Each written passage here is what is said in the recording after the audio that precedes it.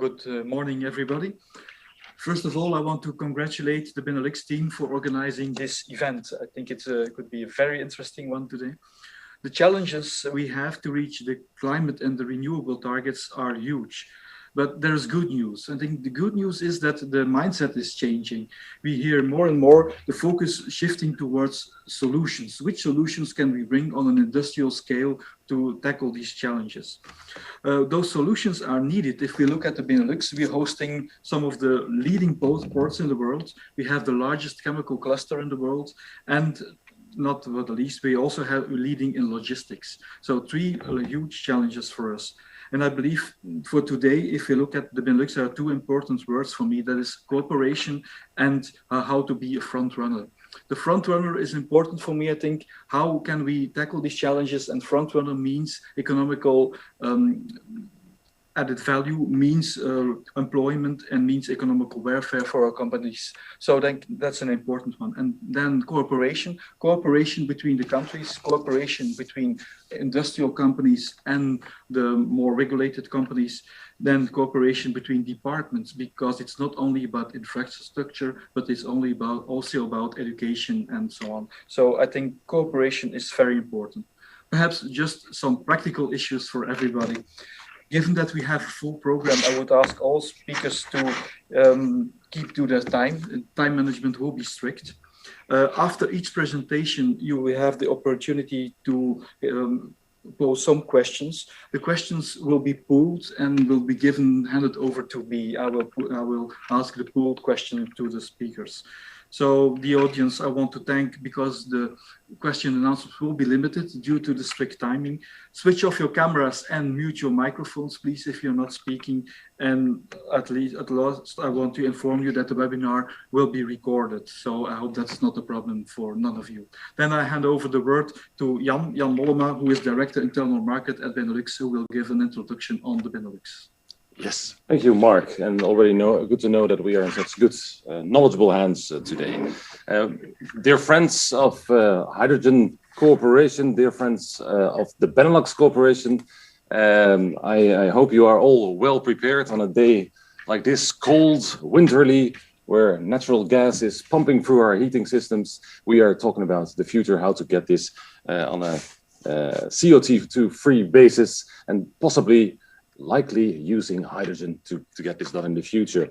A few words on the Benelux Corporation. Next slide. The Benelux Corporation is not only a corporation of 3 countries closely working together since the beginning of the European Corporation. It's also a corporation that works closely together with the stakeholders. In the field of energy, you will see on the screen right now, there is a whole number of knowledge institutions that actually gathered a number of years ago in Benelux context to help proceed the energy transition in the Benelux and in its surroundings, because we have a close cooperation with North Rhine-Westphalia present today as well, in the best possible way. Next slide. We do not only work in Benelux context, because the Benelux is a corporation of 3 small countries surrounded by big partners, especially in terms of energy. We work together in the pentalateral cooperation with Germany, France, Austria, and Switzerland. We have a gas cooperation with Germany and France. Of course, working out the existing gas situation.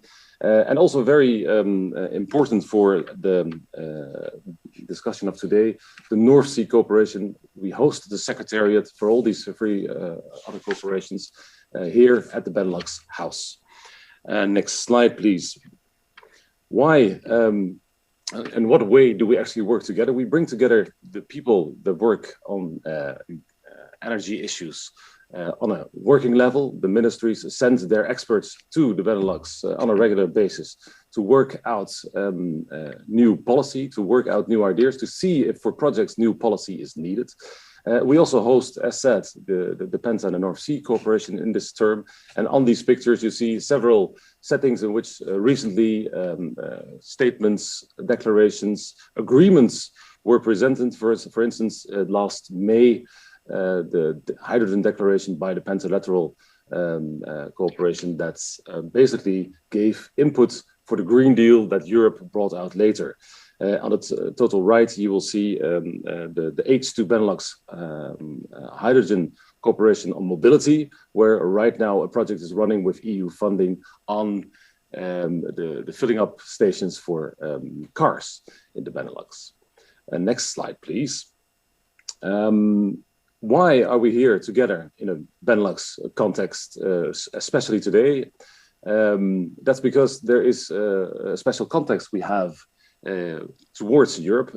A long time ago, when Europe was founded, the three small Benelux countries said we actually already have an internal market, and we actually, if you look at how many times we cross the border in our daily lives, in our daily work, we would like to be able to be a little bit more prepared in case there is a barrier in terms of this border.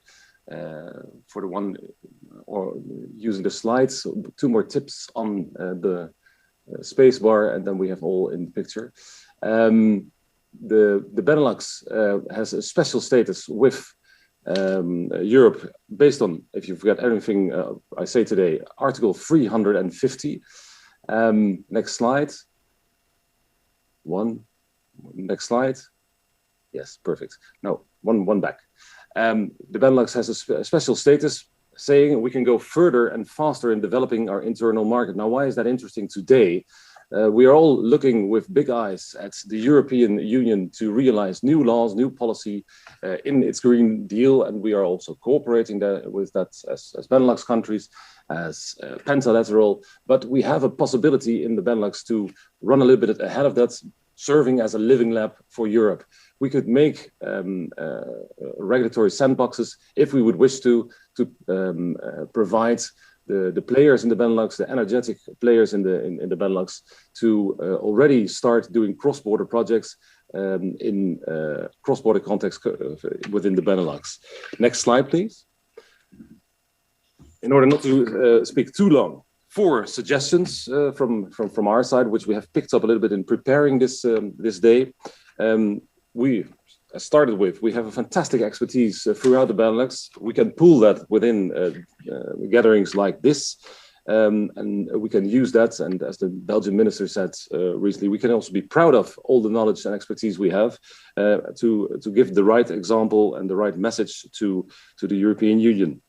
Of course, the facilitation of a swift development, or maybe rather repurposing of the cross-border infrastructure, is a very big topic that will be discussed today.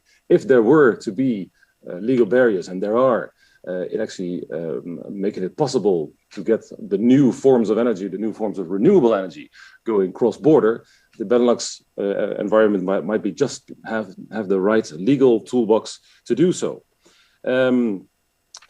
Of course, the boosting of the scale, which is a precondition for making hydrogen affordable, is logical in the context of 29 million inhabitants with a GDP of 1.3 billion within the Benelux context, or 1.3 trillion, I have to say. That scale could help to actually boost also the use of hydrogen in a cross-border context. And last but not least, the traceability of renewable hydrogen. We have heard our ministers mentioning several times that hydrogen is a good idea, but with a big focus on green hydrogen. Now, where is this hydrogen being made? How can we together agree upon standards and ways to trace this? This, of course, would be a very interesting topic to bring forward in our Benelux, Penta, and possibly other fora. I leave it with that, and I leave you with a very knowledgeable moderator of the day, and I wish that you will have a fruitful day on hydrogen today. Thank you very much. Thank you, Jan. Thank you for the introduction. As a first keynote, we have Bart Biebeck.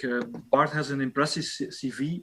Since 5 years, he is the executive director of fuel cells and hydrogen joint undertaking. That is a public-private partnership that is facilitating the development and the deployment of fuel cells and hydrogen technology in Europe. In his impressive CV, retained that in a former life, Bart was also at Toyota Motors, where he was a senior technical manager at the fuel cell department. So someone with a lot of knowledge and experience. Bart, the floor is yours. Thank you very much. And also Thank you for having me at this very important conference and topic. I'm sure Annelies is my slides on. Yes, there I see them. Very good. So I saw that I had also the same picture on my first page as also Jan had, and yeah, it was a very important picture because I believe that this was really the time that the Benelux really started to work on hydrogen. It was like a key moment in history, and that's why I always put that picture forward. But we have here the 3 countries actually signing the hydrogen initiative in Austria during their EU presidency. So first of all, a little bit, who is the FCHJU? It was already mentioned, it's a public-private partnership, but to make sure, I would like to explain you that we have 3 partners. 2 of them are private partners. We have Hydrogen Europe, the industry, which has now almost about 200 members. A lot of them are SMEs. On the other hand, we have the other associations, Hydrogen Europe Research. They have about 80 members, well spread across Europe. And in the middle, of course, we have a very important player, is the European Commission, because of course they are providing the money, the fundings for us, because that's exactly what we are doing. We are funding projects, and today we have 285 projects since 2008, and we have spent about 2 billion euro, or a little bit over 2 billion euro together as a private public partners. So each about €1, since this is a partnership. We're working around energy, also on transport and all kind of transport, from road but also off-road, and cross-cutting, which is more about standardizations and safety. Explaining now a little bit why we are doing that. And we made a study which we called the Hydrogen Roadmap for Europe. It was about 2 years ago. It was done by McKinsey with a lot of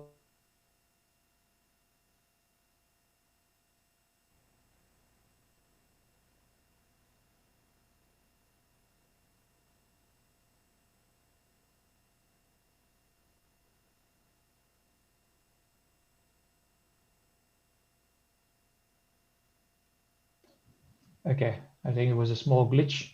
Anyway, I'm back.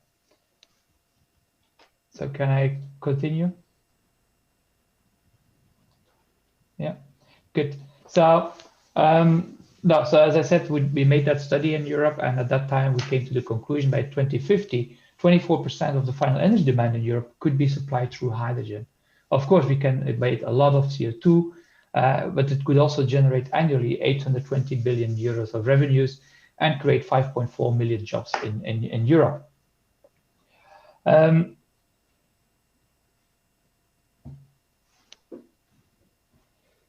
That's followed with a hydrogen strategy of the European Union last year. On the 8th of July, the Commission has proposed a strategy. Had 3 phases. The first phase was until 24, where the European Union wanted to put 6 gigawatts of electrolyzers in the field, creating about 1 million tons of renewable hydrogen, mainly to replace today existing hydrogen, because we have today around 10 million tons of hydrogen consumed in the European Union.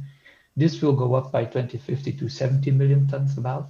So it's very important to start the greening of that.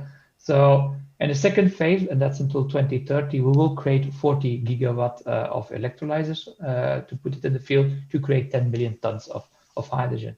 There we will see new applications coming in steel and transport and so on in that phase. And finally, after 2030, we believe that the technology will be mature. Important here to say is that also at the same time when launching the hydrogen strategy, also the Clean Hydrogen Alliance was launched. And this is really to create a pipeline of investment projects. And they are working quite hard at the moment. I mean, we have 6 round tables. Each table has a different focus, but now they are preparing all these plans. We will have in May a next hydrogen forum. Well, the first lineup of projects will be shown. In the next slide here, I zoomed a little bit in on the Benelux, and I wanted to show what will hydrogen, or what could hydrogen bring for the Benelux. We made a study which was launched end of last year about the NECP. So we analyzed all the 27 NECPs, the National Energy and Climate Plans, and I focused now a little bit on the Benelux. And if you calculate all of them, and then we look, let's be ambitious, I would say, here in the Benelux. If we are ambitious, we can put 6 gigawatts of electrolyzers here in the Benelux. That would be the need, because this analysis was done on the internal market needs. Of course, once we start to export things, we can need more gigawatts, but purely internal market in the Benelux, we would need about 6 gigawatts of electrolyzers.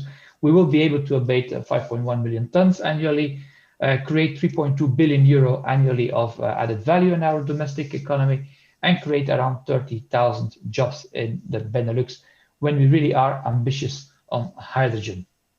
And that's, as I said, only for the internal market. The next slide here is how do we get there? Because we started already in Europe to work with you already since 2008.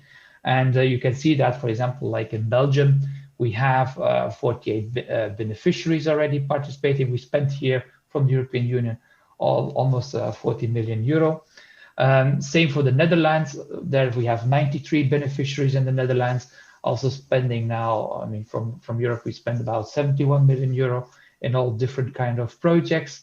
And also Luxembourg is participating. It's a bit smaller. We have 1 beneficiary joining 2 projects, but nevertheless, also it's important that Luxembourg was there. So you see that within our program, the Benelux is very well represented. When we go to the next slide, I would like now to explain you a little bit how do we realize this 2030 potential. And I will give you a few hints. Well, first of all, I would like to mention that it's very important to work with the regions. For us, we believe that regions are key to boost the hydrogen awareness in Europe. And that's why we started back in 2016 with the Regions and Cities Initiative. We have now almost 100 regions where we're working with. And we, out of that initiative, 3 other actions, 3 actions came out. And one was the establishment of the European Hydrogen Valleys Partnership. That were really regions that say, we want to go much faster because we believe for our region, it will bring a lot of jobs and growth. And this is led by one of the Benelux regions, is the northern part of the Netherlands, together with French and Spain regions. Almost now more than 40 regions actually already joined. Another thing that we launched was the PDA, the Project Development Assistance Program, because we also realized that several regions are not yet very, very much matured or up to date with the latest hydrogen technology. So we need to speed them up and to reach a certain level of maturity for the projects or the initiatives that they want to do, because mainly they have sometimes an idea, but how to bring it to reality. So with this assistance program, we basically provide consultants to those regions to help them to mature their ideas. For example, here at the island of Texel, where I get some support, but also in Belgium is the province of Limburg. We provide such a services to help them really to speed up and accelerate the transition. And then finally in the middle was another initiative we called the Hydrogen Valleys. And that was really much appreciated by our president, Ursula von der Leyen. She said that with the Next Generation EU, she really wants to create more European hydrogen valleys. And I will show you a couple of examples of European hydrogen valleys. On the next slide.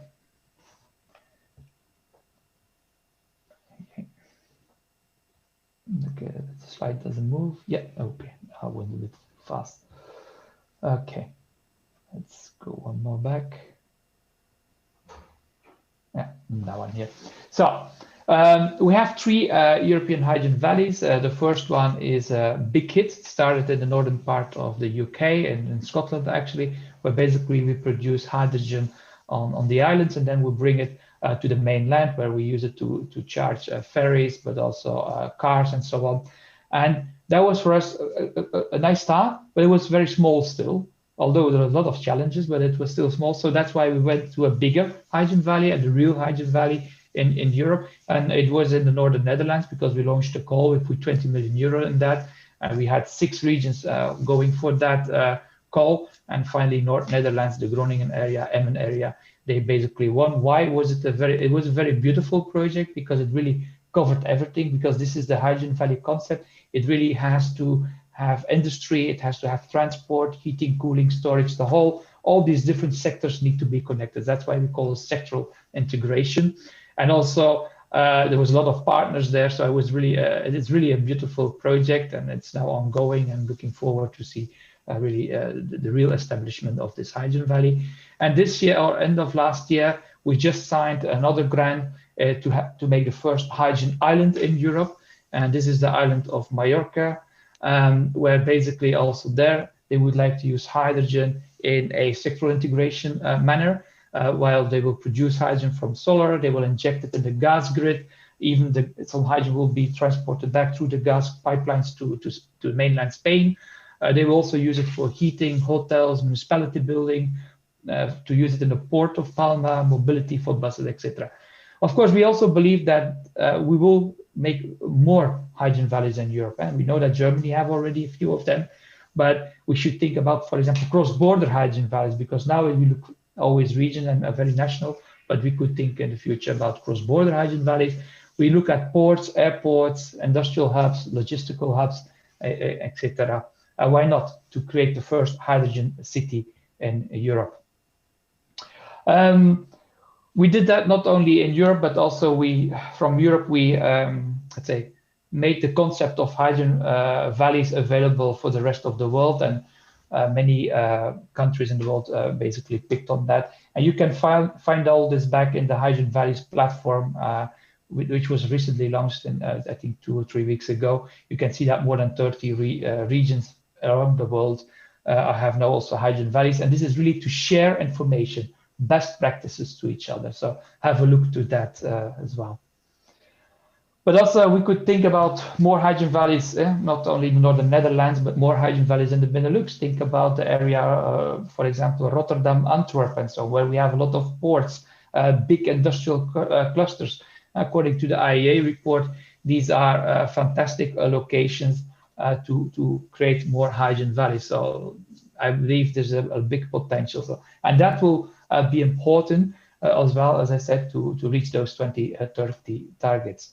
And we started already with ports, and this is a project in the port of Valencia, where basically we started to change the reach stackers, where we started to change the yard tractors to put fuel cells in, having a mobile hydrogen refueling station. I know this is still a very small project. It was only a €5 million project, or €4 million project, but it was a good start because it touches new applications.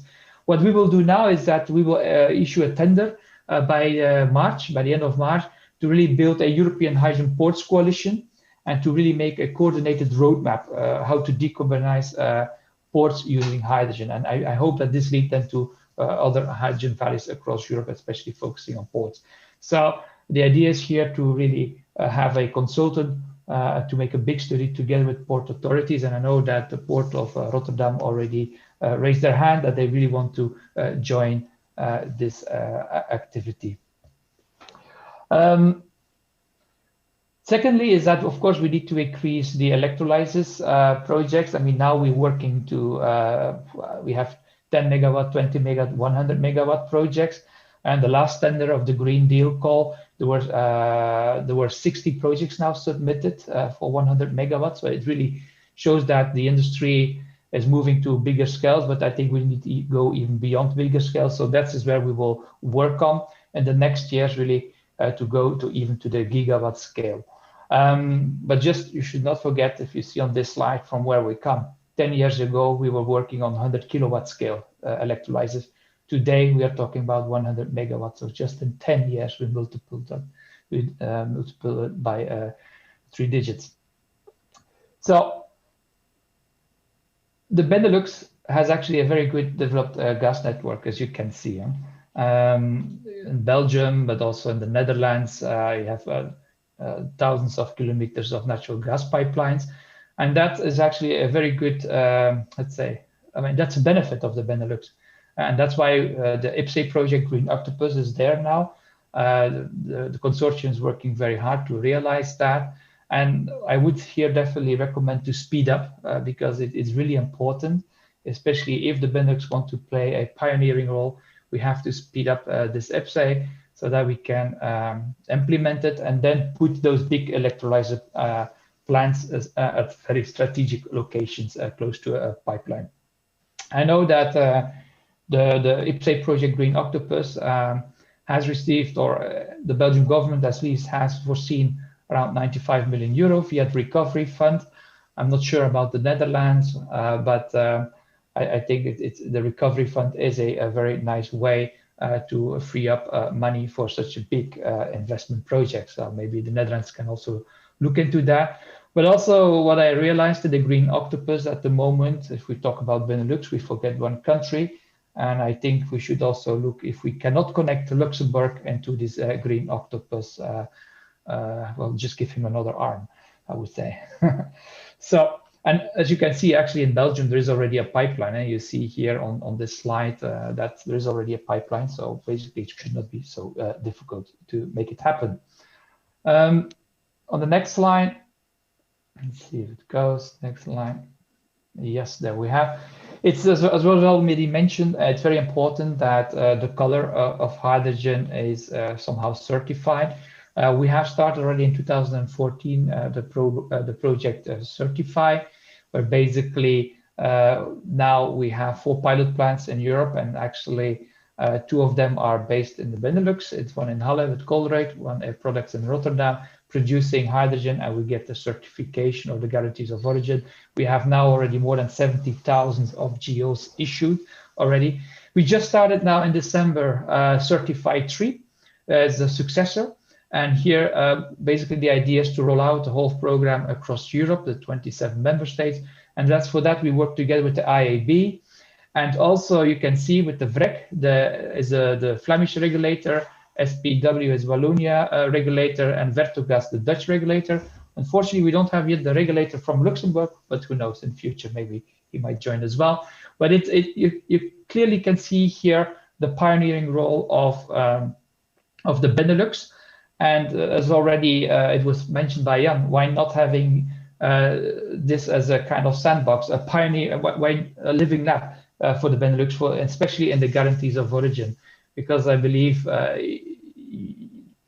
since you are all now, all these regulators now joining in this project, it's a beautiful, let's say, pioneering role that the Benelux can play here.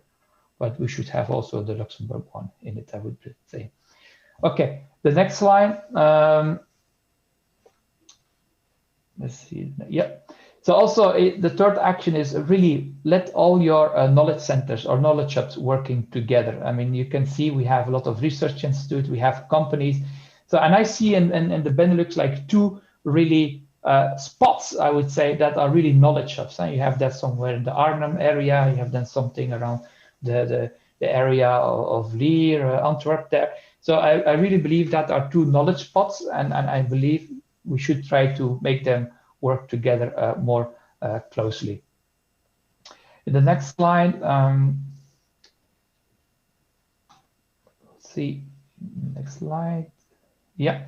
Also, the joint undertaking is doing a lot of educational activities. We have a lot of projects, as you can see, and of course, all those data and reports and material is free for use. So please, if you want to use it, I mean, it's for technical professionals, for regulators, first responders, technicians.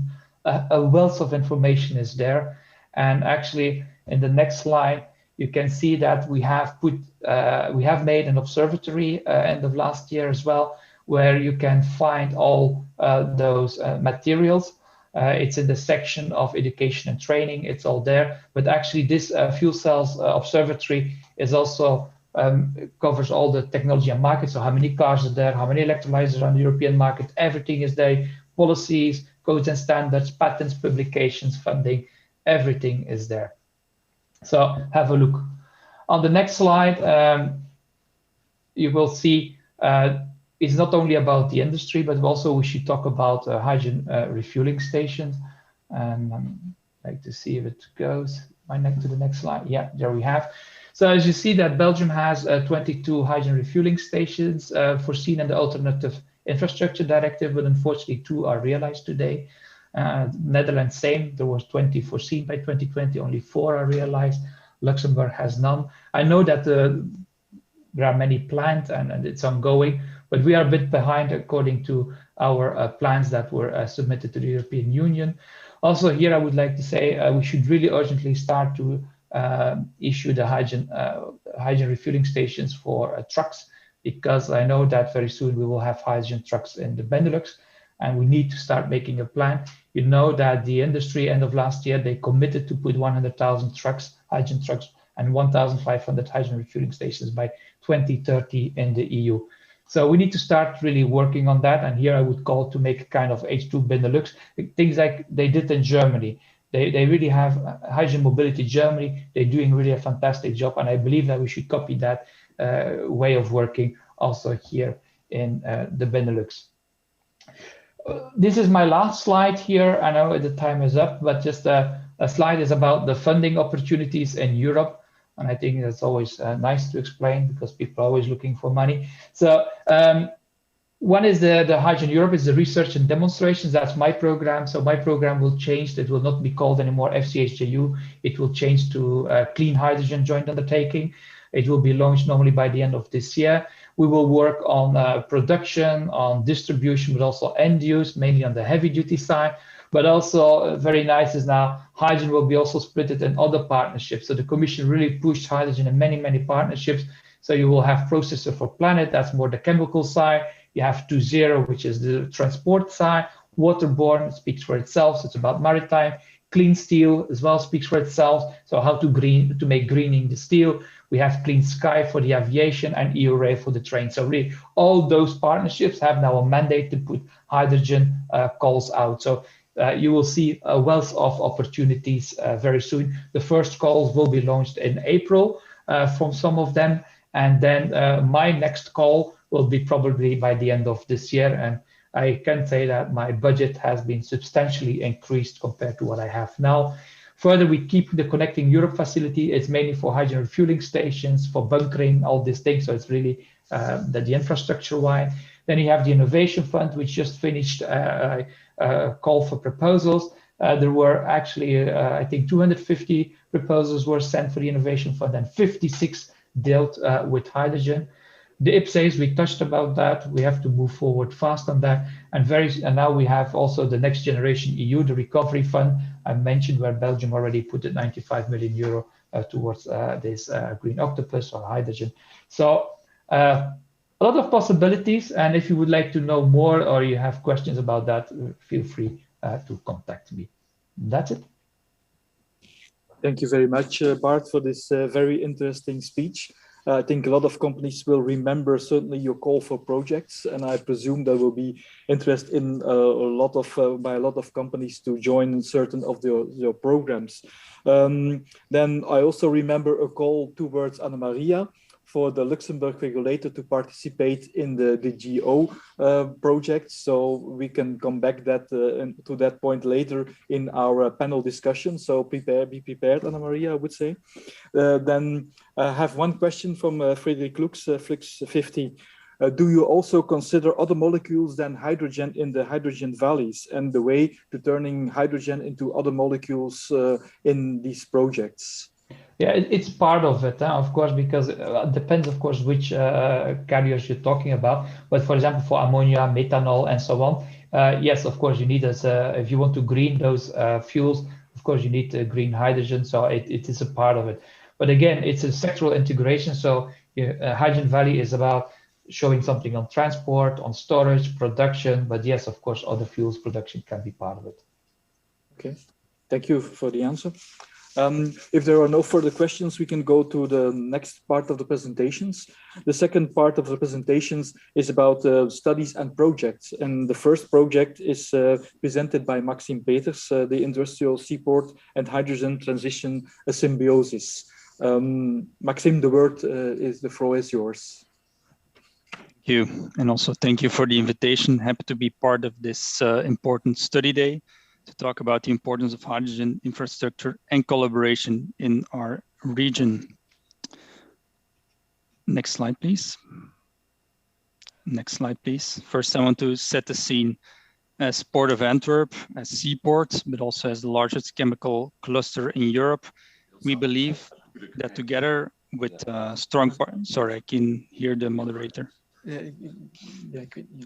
So together with our strong companies, through partnerships, through the existing assets and companies, we really want to be part of the sustainable future and be part of the solution and work towards this sustainable future. And we believe we have all assets in hand to make that happen. Next slide, please. So as Port of Antwerp, as Port Authority in Antwerp, we have defined 5 strategic priorities that are part of our DNA. Mobility and sustainable growth, safety and security, operational excellence, and the 5th one being transition. One of my favorites, of course. Next slide, please. So this is where change begins, we say. We are fully engaged to make a transition to a green energy future and to make a circular economy happen. We work towards a CO2 neutral port through different lighthouse projects, through our actions as Port Authority, through strong partnerships with different companies. We develop new energy sources. For instance, we're the largest onshore wind cluster in Belgium. And we want to create space to embed this ambition. For instance, with NextGen District, we have a new development, a redevelopment, where we invite companies that are involved in the energy transition and in the CCU applications on a new ambitious development in the port. Next slide, please. Yeah, it's clear there's a limited time to act. We really have to act now, and it's time to make choices and to make it happen, to really make projects land on the ground. Next slide, please. Next, please. Yeah, thanks. Because our fossil-driven society and economy has confronted us with climate change. Everybody's fully aware of that today, with the 2015 Paris Climate Agreement being a pivotal point. And now the European Green Deal, the European Hydrogen Strategy, all initiatives and ambitions launched by Europe, it's quite clear that we will become, or have the ambition to become, the first climate neutral continent by 2050. And we as Port of Antwerp, together with all the companies, of course, want to be part of that and fully support that ambition. Next slide, please. So a simple slide to show that the Belgian energy transition at a glance, so we call it. Energy needs are electricity, heat, fuels, and feedstock, also important in our chemical cluster. And we see that of our 400 terawatt hours of energy needs, that actually, when you look at the potential that we have in Belgium for wind and solar production, electricity, renewable energy production, together with the electric imports, that it's around 100 to 120 terawatt hours. Among others, other solutions are solar for heat purposes, waste heat recuperation, biomass, recycling. That there's still a large gap to be filled if we want to make sure that we have clean, green, and secure energy supply, green energy supply in the future, in our carbon neutral future. So there's a huge role for molecular import of energy flows, being hydrogen carriers, as mentioned in the question that was raised with the last speaker, and also the role for synthetic fuels. Next slide, please. So we launched, or we are involved in different project trajectories and partnerships to make the hydrogen economy happen on our port platform, from production to consumption. So I'll give a short introduction to the different elements that are part of this. First, we have launched together with 6 partners, the Hydrogen Import Coalition. More on that later on in my presentation. 2 weeks ago, we launched the final report. I'm happy to share the link later on as well. Power to methanol. We have an innovative, we also want to innovate on our port itself and test new technologies. So in 2023, we plan to launch an 8 kiloton per year, 5 megawatt pilot plant on power to methanol, with the ambition to scale up in the next step to 100,000 tons. Of course, transport and distribution in a port, in a very well-connected port, is quite important. So we also envision an open access hydrogen backbone with a connector to the port of Zeebrugge. And I think it's quite clear, and also with the next speakers, it will become clear that the infrastructure and the interconnecting is quite important, of course, one of the focuses of the study day. We also have the Antwerp multi-fuel port ambitions. We want to have the fuels for the future available in our port, being hydrogen and methanol, amongst others, in 2025 for bunker fuels and for road transport. And we're also part of the trajectory, really having the ambition to have the first hydrogen trucks up and running in our region, and also have, of course, the fueling facilities there. As you saw in the last presentation, it's time to act and to scale up and to make it happen.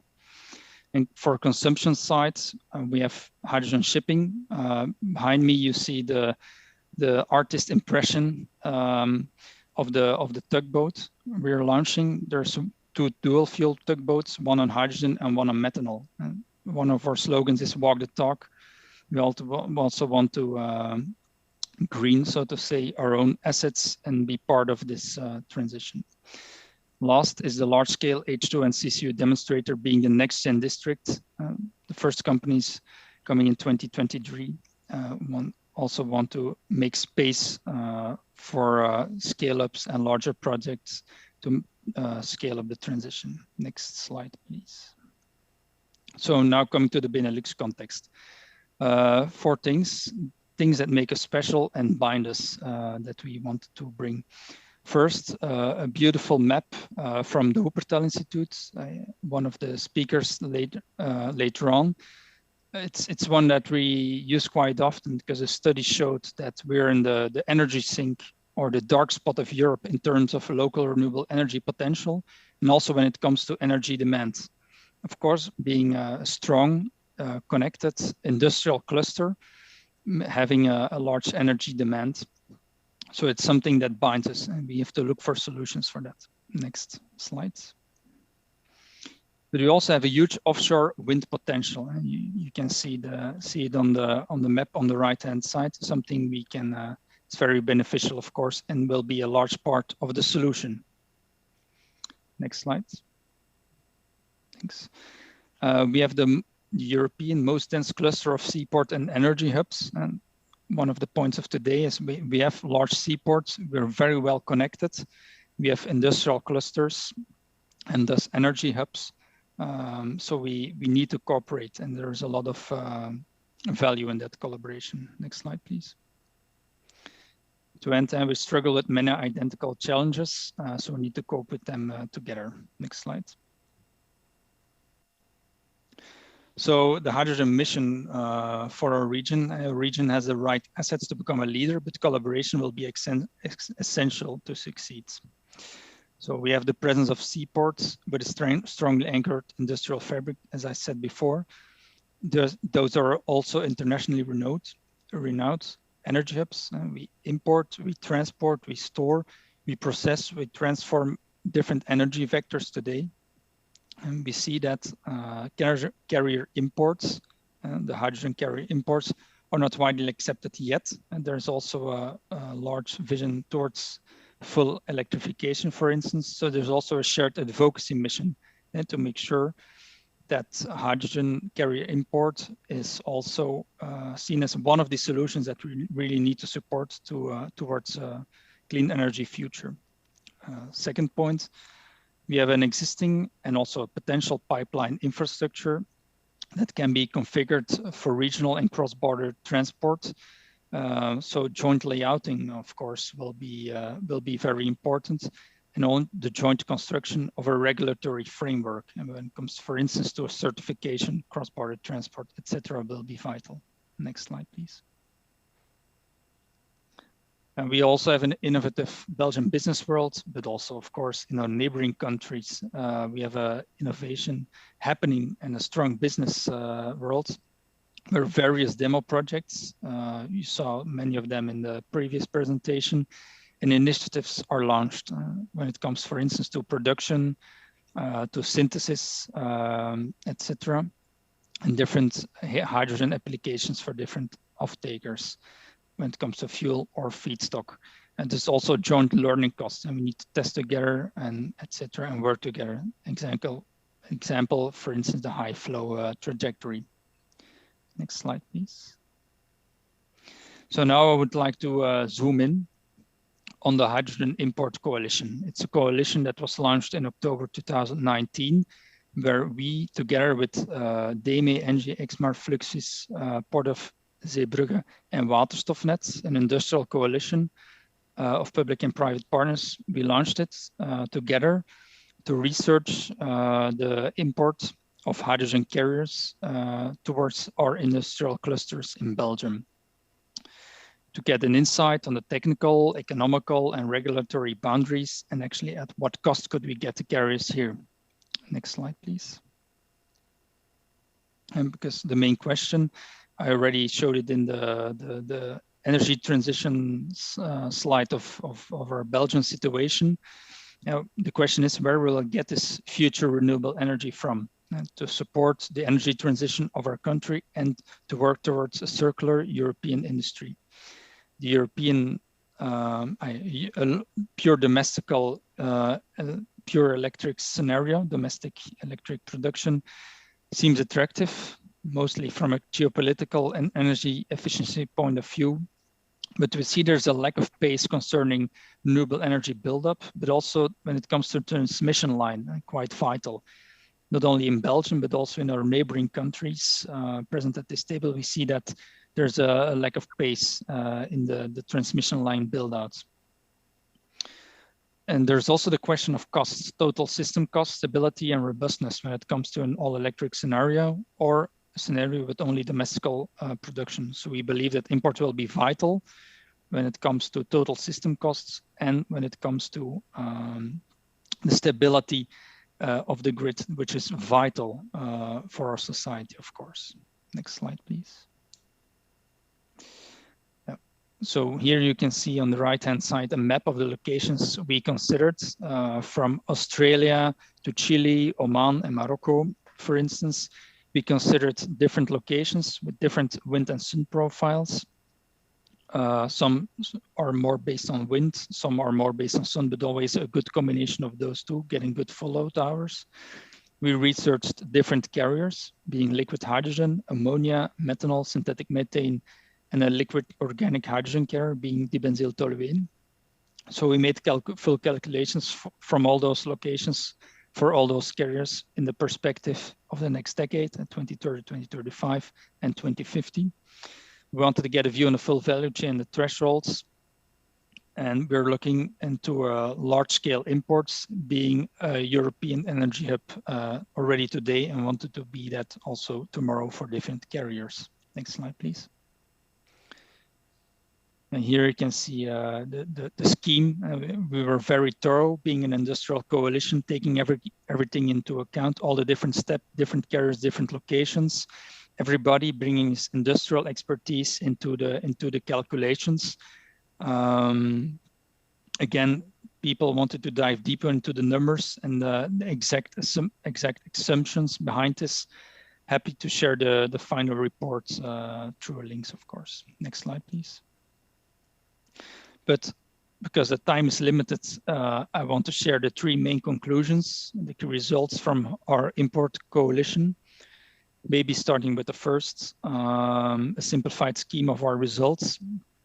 We saw that actually the renewable import pathway through hydrogen carriers will become competitive on the longer term, thanks to significant cost reduction potential.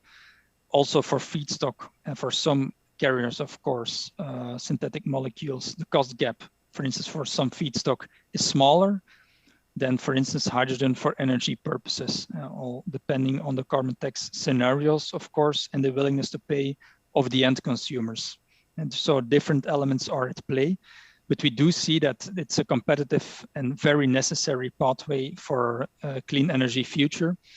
But we also see that to make it happen, to scale up and to start the first pilots, to start testing different synthesis steps, the full value chain, to really have off-takers on board, financial incentives will be vital, CAPEX, but also OPEX support, for instance, the carbon contracts for difference, and the level playing field will be vital to support this industrial scale up. Second, we saw that the renewable electricity production accounts for the vast majority of the overall molecule cost, the full molecule cost.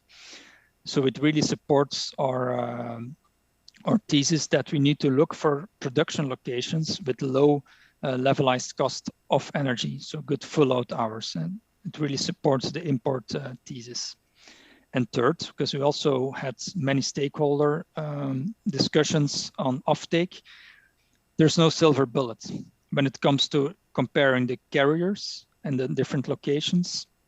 There's no clear carrier winner today, both because market demand is not clear yet. It's a good thing because there's a market demand for the different carriers already today, but of course a cost gap that we need to bridge in the first phases.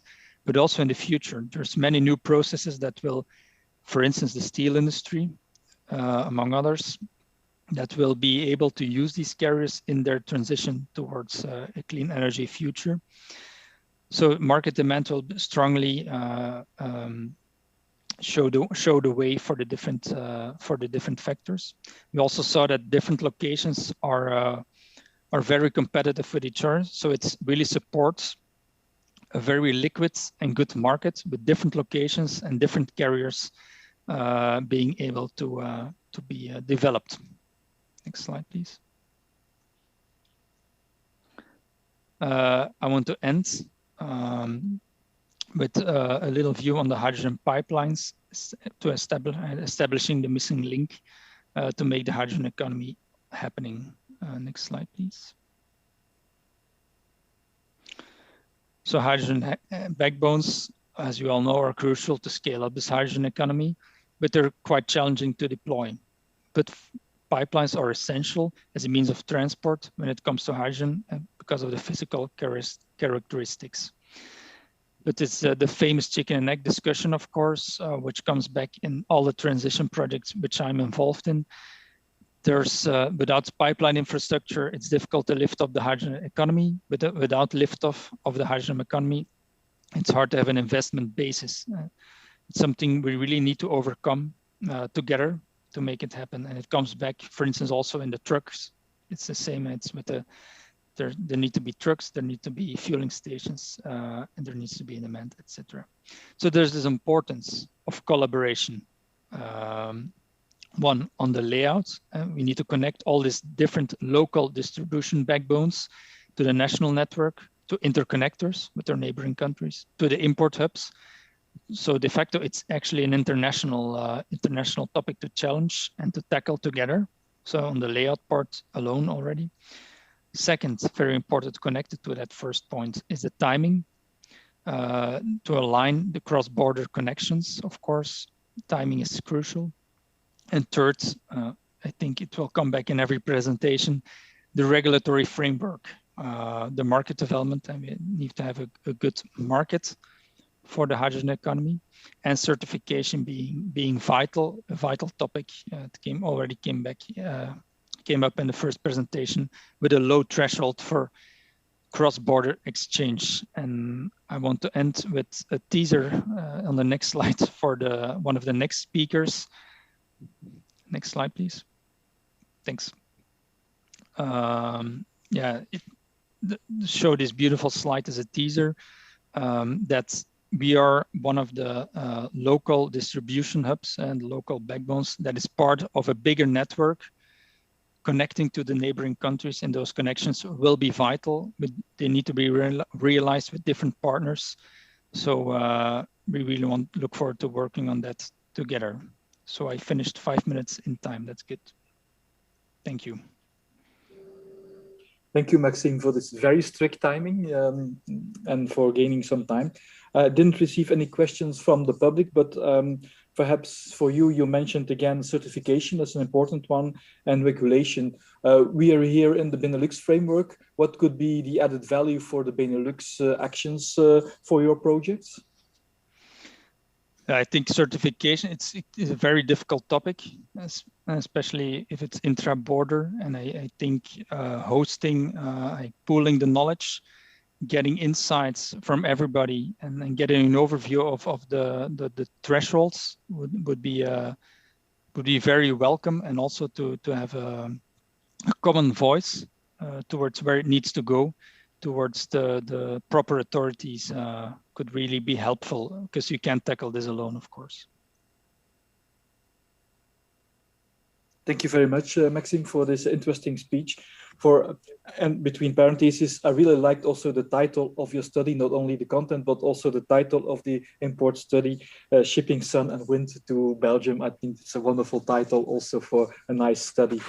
Then our next speaker is Hubert van Rossem, who is going to have a speech about the building hydrogen value chains. I think that's a very important one also. If we see the Port of Antwerp, if we see these chemical clusters, I think we, as countries, we saw also in the speech of Bart, the different locations where you have knowledge centers. So if we could combine them, build value chains, that would be a very interesting spot for our industry to work on. So Hubert, the floor is yours.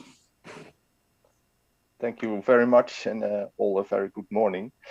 Can you start with the first slide, please? Because what I want to start with is that actually industrial clusters and ports are interesting to see, because they are like a Rubik's Cube.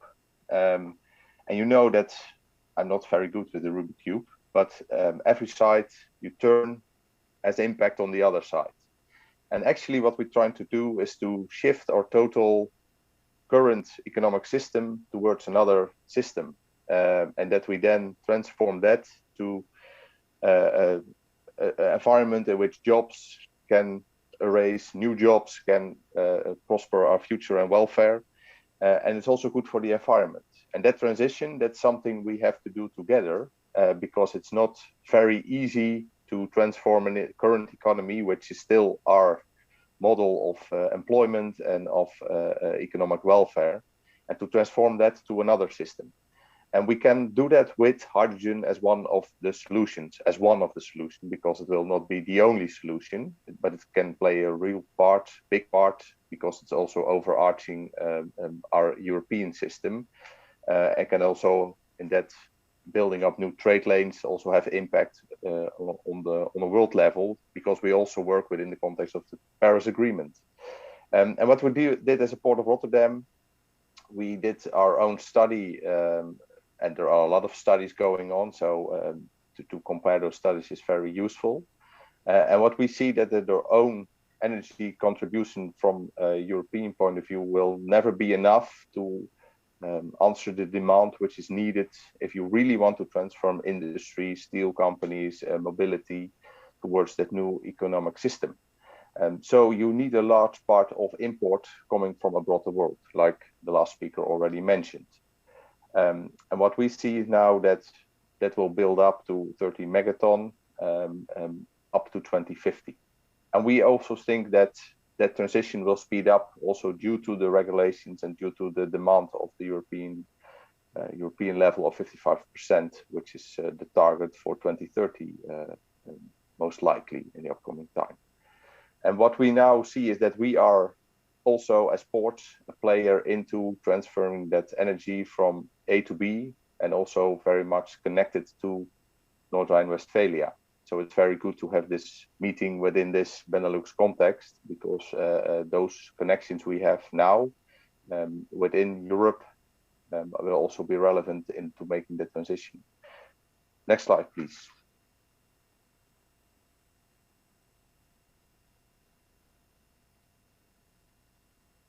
When you make the transform to the other transition, you really need. Can you put the next slide in front, please? Because I don't see it at this moment. Yes, thank you very much. What is essential is infrastructure, because we now have a current infrastructure, but we need new infrastructure, or we need to refurbish our current infrastructure into. And okay, you go back, please, to the front, to the slide with the backbone in the port. Because those infrastructures are really interlinked to the whole system, which is making use of the energy and current energy system, and it can have a great spin-off to different sectors. And what you quite often see is that that is not only one part of the solution. So there's a lot of cross-sectoral impact because you have to develop new infrastructure from wind to sea to go to land, and then have there the electrolyzers who transform the electrodes to molecules, which you then can transport over further abroad and to other sectors. But what we also have to do, and that's sector integration, is that you cannot have only a hydrogen transformation, but you also need a CCS transformation. And that CCS transformation is very much linked to the Portals project like we have in Rotterdam, which we also are in cooperation with the Port of Antwerp to see if in the future we need to make connections to get rid of CO2 and to have import of hydrogen and through wind on sea, to have your own hydrogen demand established within your port, so you can make use within the chemical sector, in the industry, but also have the spin-offs towards mobility, also towards, because there are also pilots going on already in the Netherlands to use hydrogen in housing or in greenhouses as a solution for the future. And that is not only on the impact on the port itself, but also will have its role towards transporting it to other areas and to other clusters, because already now and that is very relevant within the Benelux context, the ARARA clusters are already very much connected through current infrastructure systems. And what we need to do is to build up new infrastructure to get that same connections, but then based on green energy and green molecules, green electrodes. And I think in that perspective, the Benelux can play a unique role, because those connections are all within the Benelux and of course in North Rhine-Westphalia. Next slide, please.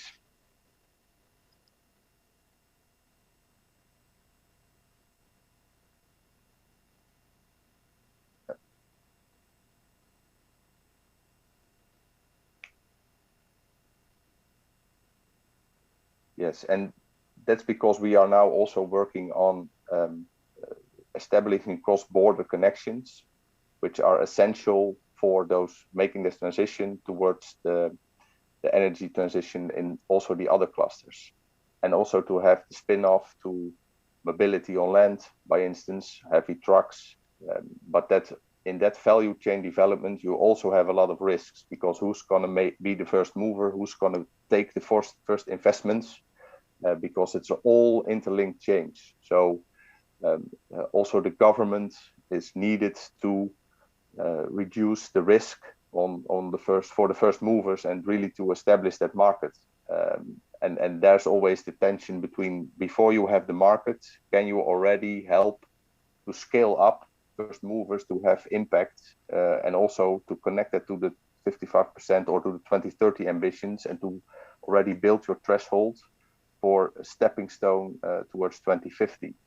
And we are working now in the Netherlands also really much with the other industrial clusters like Gemmelot, Moerdijk, to see what kind of demand they have and how that will impact the transition of infrastructure, the need of infrastructure, and how we can develop then the connections with that infrastructure. And you see that in this slide, that's one side, one element of that building up that new value chain is, of course, the mobility on land, because there are, as you know, the discussions, there's also batterized trucks. So that's a development, but also hydrogen can be very useful for really be a solution within heavy trucking. Can you go to the next slide, please?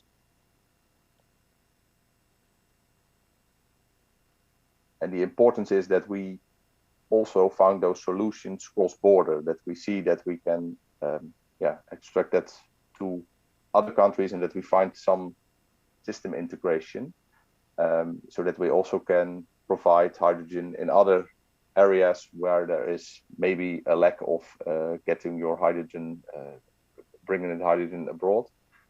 You go a bit too fast with the slides. Can you please go one back?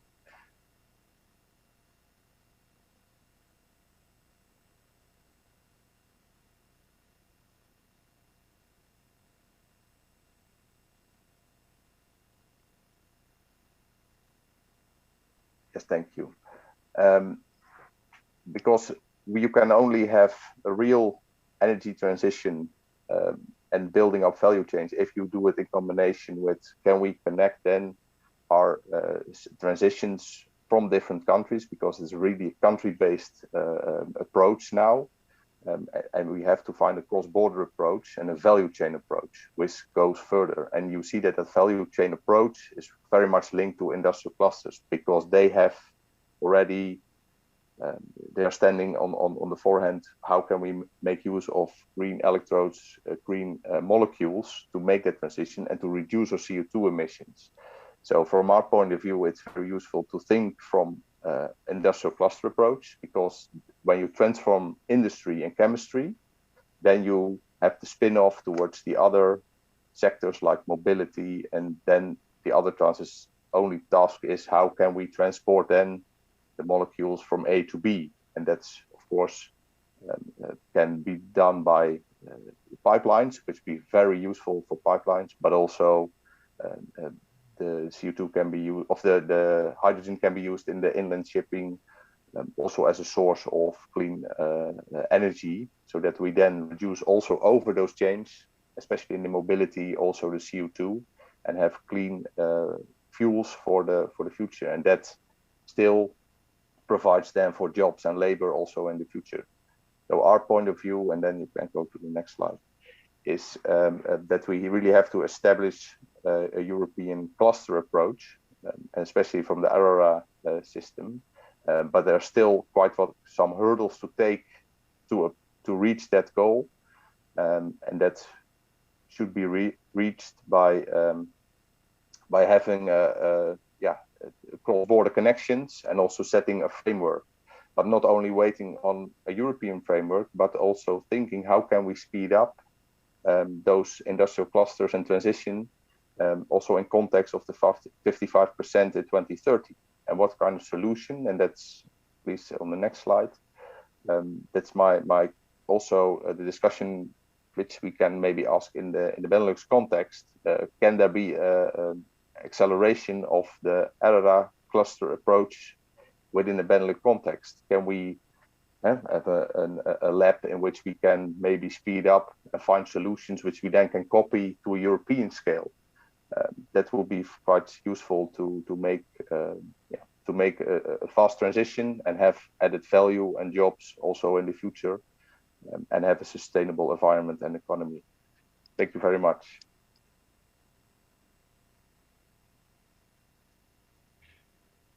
Thank you very much for the presentation. We received a couple of questions, and I think we have a very interesting question for Rotterdam and Antwerp together. So Maxime, you're not done yet. It's for both of you. Our first speaker, Bart Biebuik, suggested that Rotterdam and Antwerp to develop a common hydrogen value. How do you see that as representatives of the harbor? Are you working together, or what are your priorities? Can you join forces to develop a common hydrogen valley?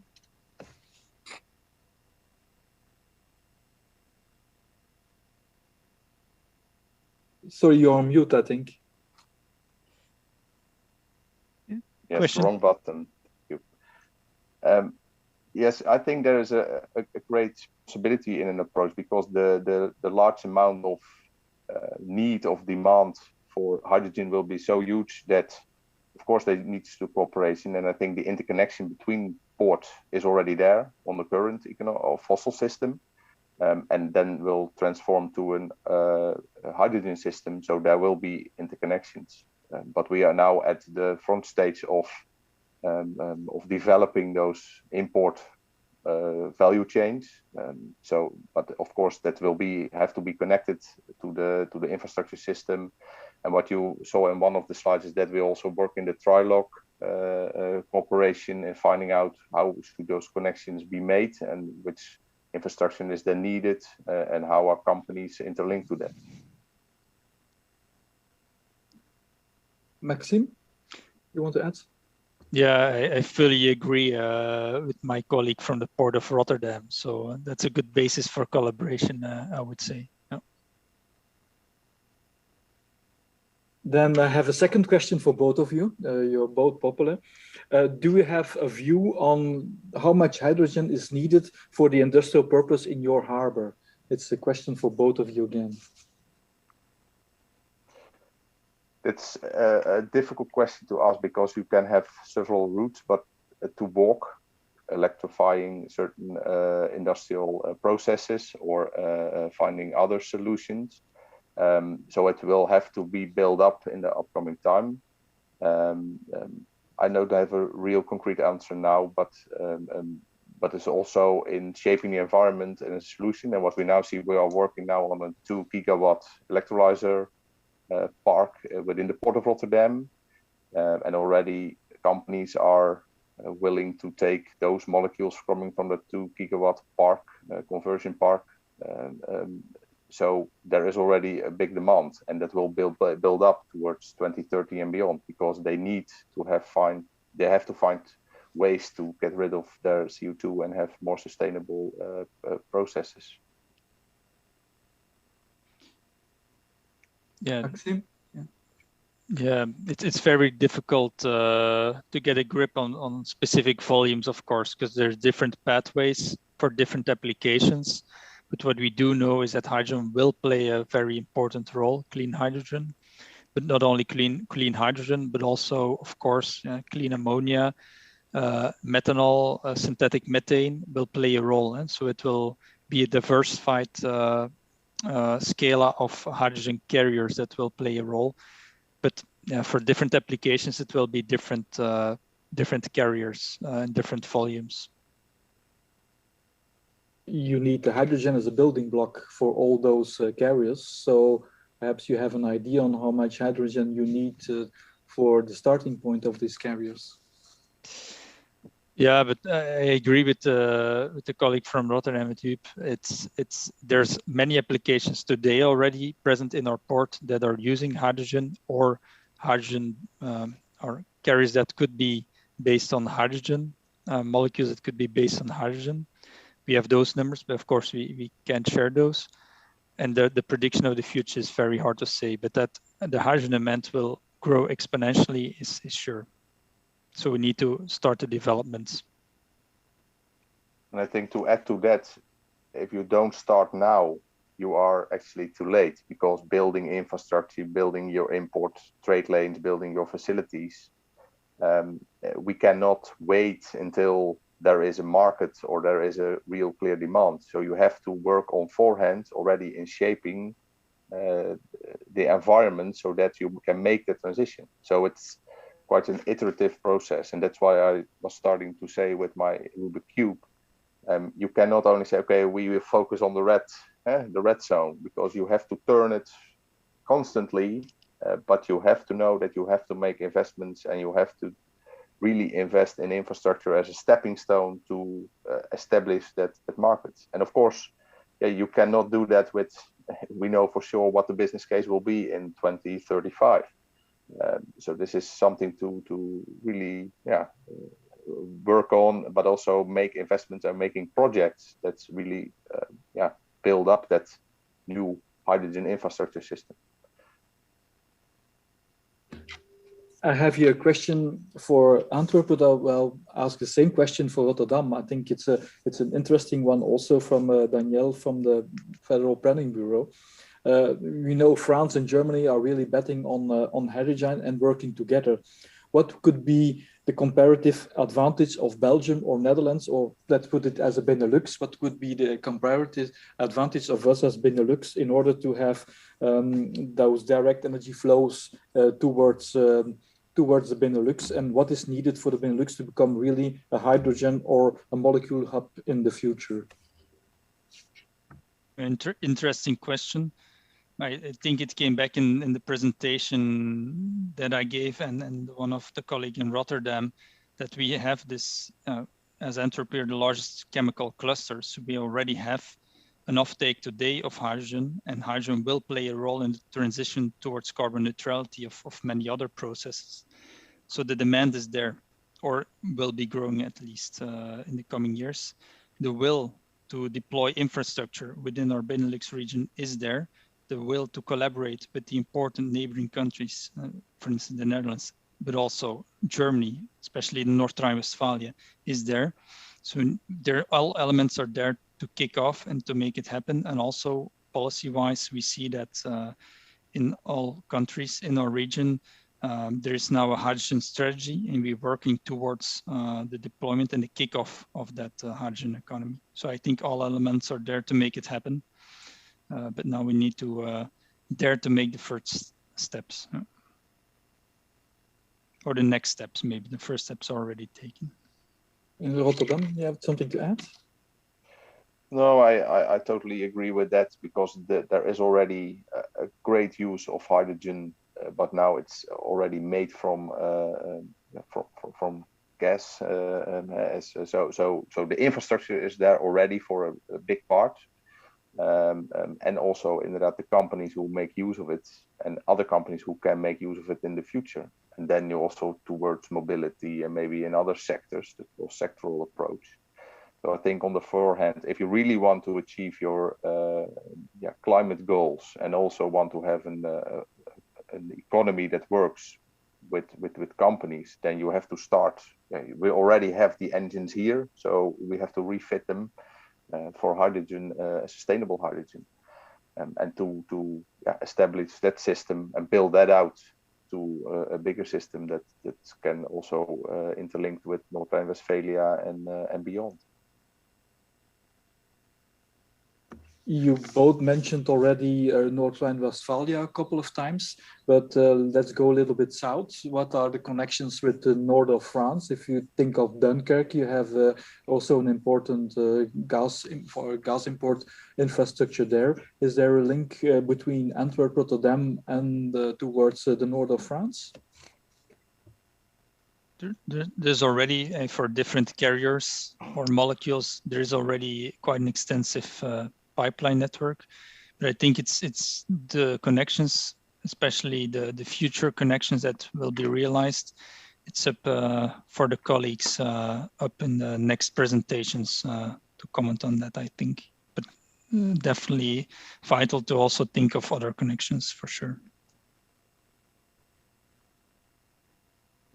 Thank you very much. I think we can end here our questions, and thank you very much for the answers and for the interesting presentations, both of you. Our next speaker is Anna-Maria Zianveni from Incevo, Luxembourg. She's going to talk about the MOSA hydrogen connection. It's a pure hydrogen infrastructure connecting the Saar and the Lorraine and Luxembourg borders. Anna-Maria, the floor is yours. Good morning, everybody, and thank you for having me here. I'm very glad to participate into this meeting. Maybe I should have read the correct name of our project, so let me please correct that. It's about MOSA hydrogen conversion project. So yes, it's about hydrogen. Yes, it's about interlinking cross-border infrastructure and developing regions and valley and developing hydrogen economy. So next slide, please. So please let me introduce a little bit me and what I'm representing here. I'm representing Incevo, which is the holding company. And I'm putting here this slide a little bit to present that behind Incevo and as a holding company, we have a broad footprint of activities like we are covering. So we have energy, we have grids, we have services. So we could cover a broader spectrum of potential developments for hydrogen. Here it's an infrastructure meeting, and of course we will focus on that. Part of our aim of developing that in our group, as we are a leader in an energy transition in a greater region, and we want to go further in this direction. We are also member of the Clean Hydrogen Alliance, and following closely all the activities related to hydrogen. Also with our grid dimension, we are also members in different association and organization like ENSOG, GIE, and so on, that help us to be in contact and to see how we can help and how can we develop hydrogen infrastructure and economy. So the holding company defines, as is written on the slide, the group strategy and governance. So in this respect, hydrogen is clearly a part of our strategy, and we want to develop that. By doing so, we are in close contact with different partners in Luxembourg and also across border, industry, mobility, political partners, and so on. Maybe an important aspect to mention, we are active not only in Luxembourg, but we are active in Germany, in France, in Netherlands, in Belgium, in renewables, so for example, wind, PV, and also in hydrogen activities. So hydrogen activities. We are undertaking an analysis and looking on how we can make our natural gas grid decarbonized ready, enabled to be able to be prepared for a greener future and coming of greener gases, injection of greener gases like hydrogen or maybe others. So via our subsidiaries, which is Creos Germany, we entered indirectly in an infrastructure project. And next slide, please, which I am trying to present now and to connect with the purpose of the meeting. So we are talking about Mosaic project, which has the aim to build and to help develop a hydrogen valley across Germany, France, and Luxembourg. So we are we are three major partners that started this project. So first of all, be a little bit polite and mention our French partners from GRT Gas. So one of the TSO from France, and the subsidiaries Creos Germany, which is active among others in Saarland, and Untitled as the holding company with the dimension that I've just mentioned. So the purpose of the Mosaic is to develop a 100% hydrogen cross-border grid, so transportation distribution network. So not 100%, and also we are basing on existing and repurposed gas infrastructure. So that is good for the environment, good for the environmental impact, and good for the economy. The core development of the project is for the moment turning around 70 kilometers. So those 70 kilometers, I try to put on the slide a map. I don't know if it's proper, if it's big enough for you to see, but because I have a different view.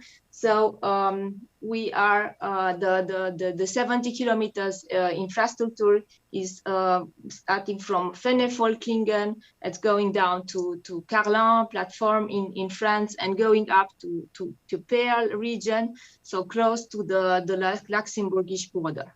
So again, an existing infrastructure, old gas infrastructure repurposed.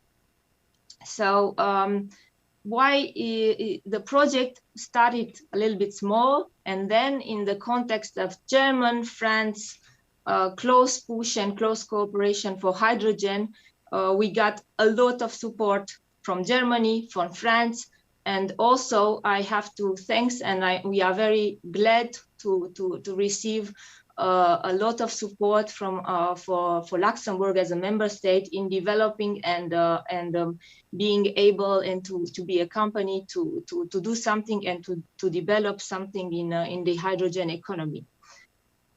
We received in total also more than 30 letters of support from different actors, that we are talking about steel industry, chemical, mobility actors, engineering actors, research and development actors, and also political bodies that want to come with us and to join discussion or maybe further partnerships for developing Mosaic.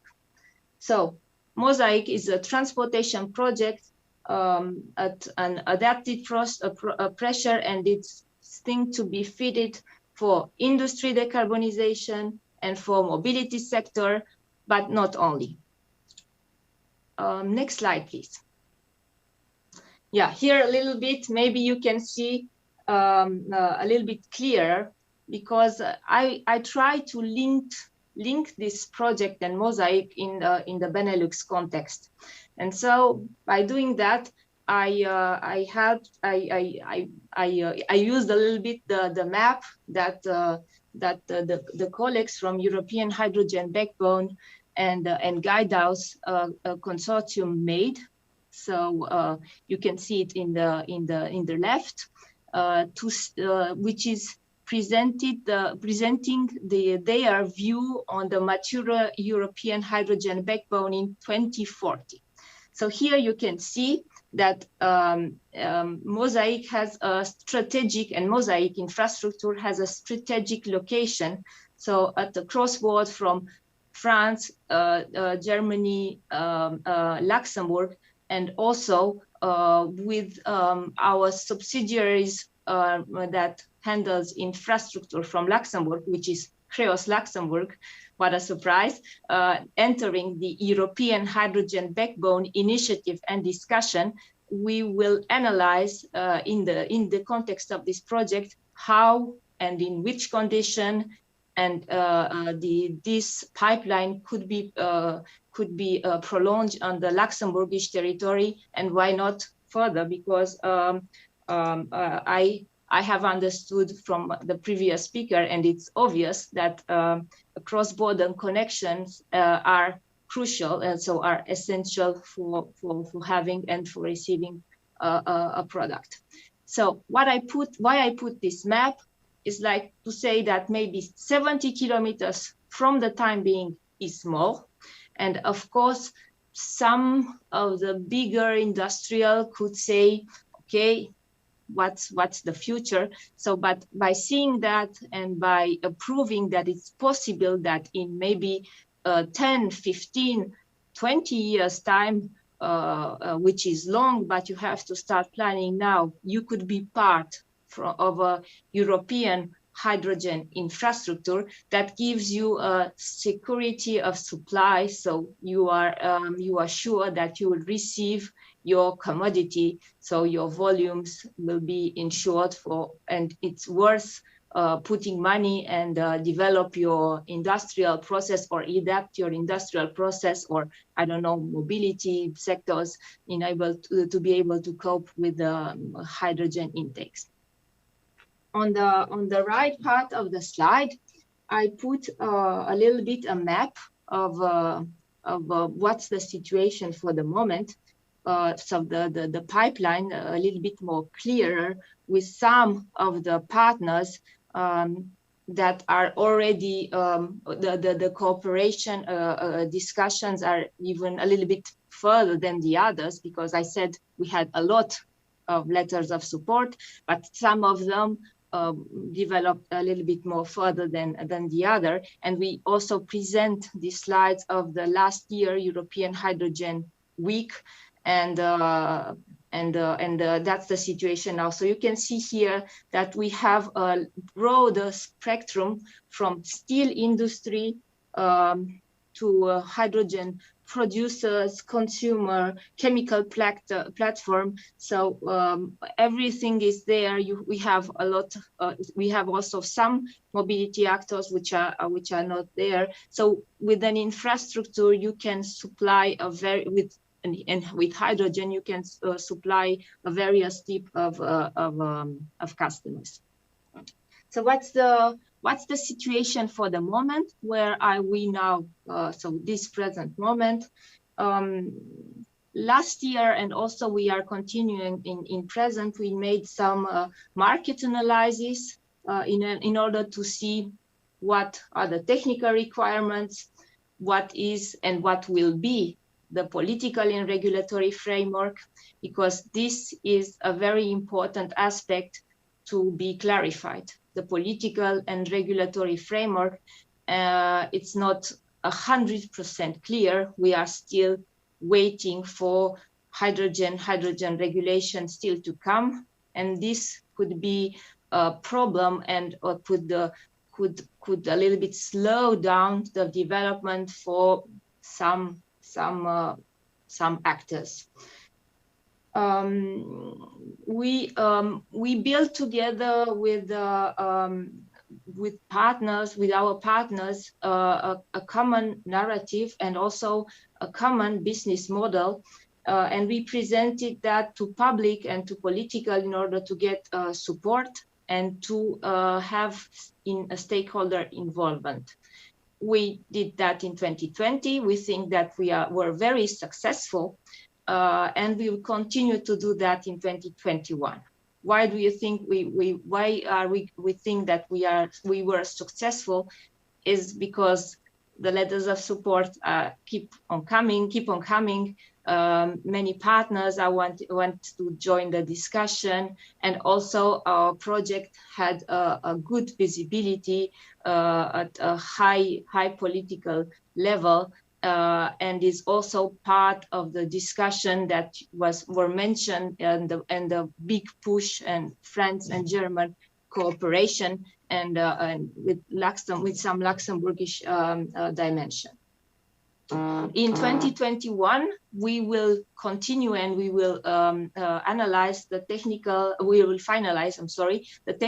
feasibility study in order to see what's left to be done, what we should do, because gas pipeline, even though it's there, you need to study that carefully in order to flow hydrogen, because the security of supply, it's a matter of an infrastructure operator, so it's a matter of highest importance.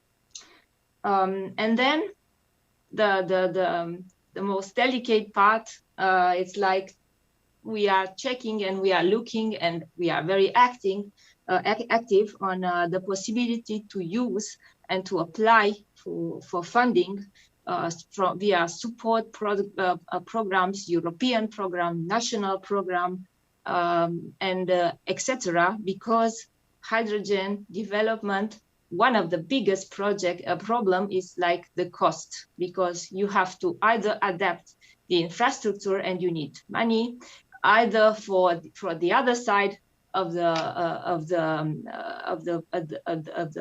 business plan, you have like an industrial customer or a mobility actor that should invest in order to cope with hydrogen. And then in 2022, we will take the final investment decision, which we think that will be positive, considering the highest important role that hydrogen has and will continue to have in 2021 and further, at the European level, at the national level, and I think in every level, as it's seen like a major energy vector with a lot of potential for decarbonization. Yes, next slide, please.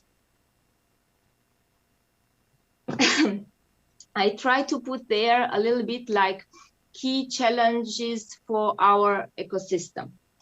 And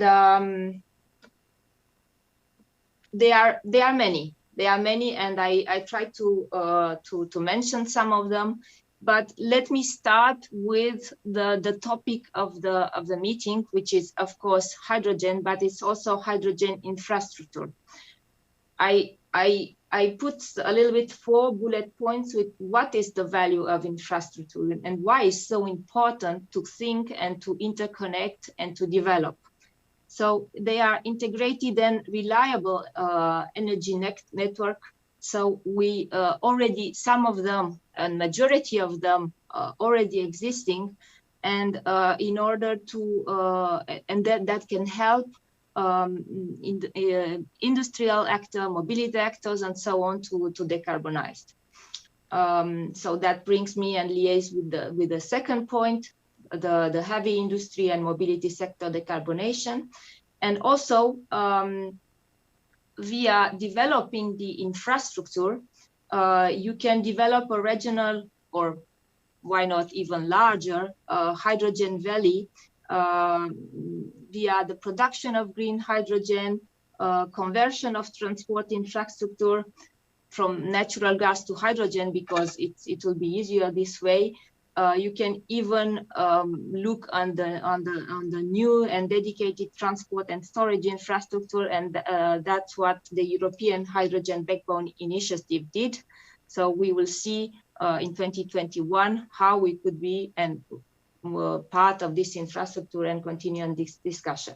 Also, I have mentioned previously the environmental aspect of the matter by using or what you already have. So gas assets, so entails zero additional environmental impact. So, and also lesser cost. So that's good. And that's why we should bet and we should support infrastructure. And also it will avoid like stranded assets and you can use that for doing smarter things with greener gases. What do you need for that? A lot of things, but some of them are national and operating aid programs to support hydrogen projects. So basically funding, clarity, it's a big matter now. I mentioned regulation of hydrogen. I mentioned so the decarbonized package, and the things are starting to move.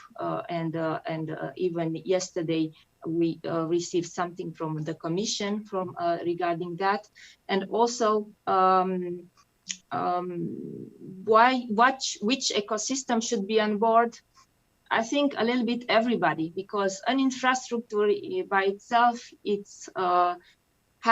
should have a neutral role and should be seen only as a facilitator. And I think this is clear. So we should have on board hydrogen consumers, like industrial players that want to decarbonize or must decarbonize the process, private companies, hydrogen producers, public authorities, research and development, why not? So a broader spectrum of actors need to be on board. And I highlighted there that the coordinated approach is crucial for me. And what can I say? If I would, what will be like a wish for 2021? A wish for 2021 is that our project is evolving good, and maybe to see, considering that in Luxembourg, because I mentioned Luxembourg, I hear a little several times, and we are here in a dedicated Benelux meeting, considering that us as NCEVO had several contacts with industrial actors in Luxembourg, some mobility actors, research and development actors, and so on, and received support from many of them. Maybe we could try to develop something in Luxembourg. And as I mentioned, on the infrastructure level and in the context of Mosaic project, we will analyze how and when and under which condition and for which customers we should prolong our infrastructure. That's all for me. Thank you. Thank you very much for the presentation. Anne-Marie, perhaps I would like to come back on one of the earlier speeches, and was the discussion on guarantees of origin and the Luxembourg regulator not participating. Would that help? Is that something that could help you in your project if you would have a common regulation or joint guarantees of origin? Is that something that you also notice as a shortcoming? Yes, I note the question, and I cannot speak on behalf of ELR, but I know I know that they are even though they are not actively part, not actively, no, they are not the most proactive participant in this discussion. I know that they are following it because they have to. They are the regulator, and they will have to cope with that. Yes, of course, it will help. Definitely, because for me, coordinated approach and coordinated understanding, not only at national level, because you cannot develop an economy only at national level, but at regional level and even go beyond Benelux, Penta level. And why not at the end at European level is crucial. And for me, this is an aspect that could be only a win-win situation. So I cannot speak on their behalf, but of course, at the end, we are trying to achieve something coordinated, because if not, I think it will not work. You cannot switch the rules from one IP when you switch the side of the border of an IP. So it's not working. Thank you. Perhaps I retained also in your speech at a certain moment you said that the regulation could cause a delay in your project, the lack of some regulation or it's slowing down of some regulation.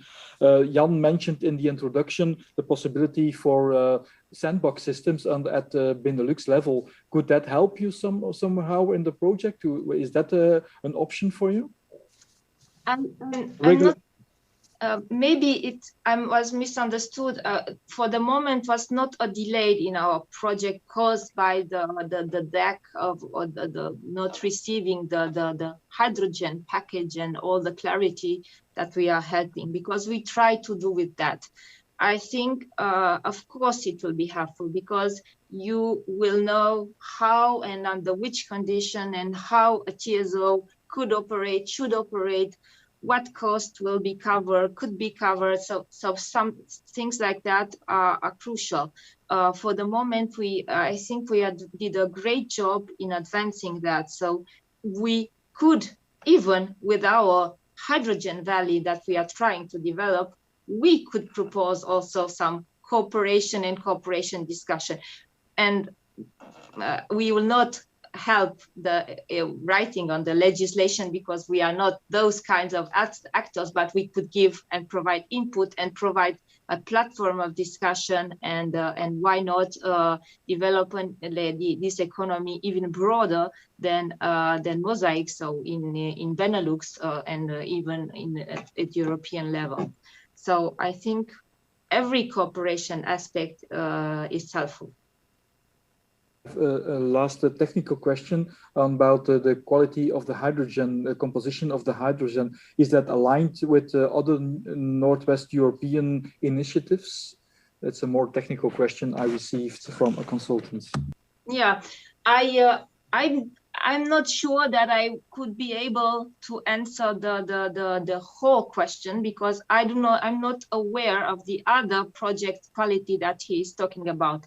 But I think the product quality and hydrogen quality should be with every connecting customer that you will have. You should be able, as an infrastructure operator, that provides the product to the customer to be able to cope with the needs regarding the gas quality, pressure needed, and so on. For the moment, our project is about green and decarbonized hydrogen because the majority of actors who are producing and demanding for hydrogen, but producing hydrogen, they are about green. So this is also a good thing. But if the quality is an issue, and that we'll have to look at, if I'm now taking the hat of the infrastructure, the colors is not a matter of an infrastructure operator. So that's to be clear on that. Very much. Then I think we have now a short coffee break. We'll come back in less than 10 minutes. Thank you very much. Thank you. Thank you all.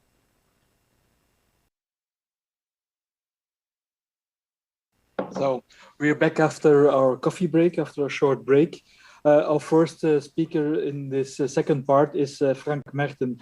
Frank is working for the Wuppertal Institute. We know them from very interesting studies, and he is going to talk us about infrastructure challenges for decarbonization of heavy industry. I think a very important issue for our Antwerp and Rotterdam clusters of of industry. Frank, the floor is yours. Well, hello and good morning, everyone. Thank you very much for your kind introduction and invitation to speak here about the infrastructure challenges for deep decarbonization of heavy industry. I would also like to thank very much my dear colleague Philipp Hammelmann, who did a great job to make those maps we will see later on, and my study team for the study infrastructure needs, which has been supported by EET Climate Kick, and which is the main basis for the results I will show you. So let's start with an overview of the infrastructure challenges which will arise from deep decarbonization of the heavy industry in Europe. So this slide, please. Yeah. So it starts with this challenge for the industry or any other sectors itself, just to bring down the carbon dioxide emissions to net zero, at least until 2050. And this will mean also to phase out of fossil fuels, especially also natural gas. This is quite important because due to the fact that we would like to make use of the gas infrastructure for the hydrogen to come in. And that's both two different challenges we have. So to bring down the greenhouse gas emissions, it will be also necessary to use much more renewable energy wherever it is possible and meaningful. But where it is not possible, like in steel production or chemical production, we will need green hydrogen to decarbonize the industry, the heavy industry. That it is feasible, that are showing different studies, just like the study Material Transformation from 2050 from Material Economics. We have chosen as basis for analysis, but the question of the infrastructure challenges are left open. And these are triggered by two special factors. One's the amounts we are talking about and the spatial concentration we will see. So next slide, please. So first, starting with the electricity infrastructure challenges rising from the additional demand we will have from decarbonization, as you can see here in this graph and on the slide. So these amounts of the current scenarios, talking about amounts, the current scenarios for network planning underestimate the additional industrial demand. So they have a blind spot for these additional demands, but that's a pity because they are the basis for the network planning for the grid expansion we need. So you can see here the expected total electricity demand in Europe over time and by scenarios, just starting from 2,900 terawatt hours, so about today, just with an expected growth in the TYNDP, the 10-year network development plans and the scenarios behind it, to at least 3,500 or 4,000 terawatt hours, so plus of 32%.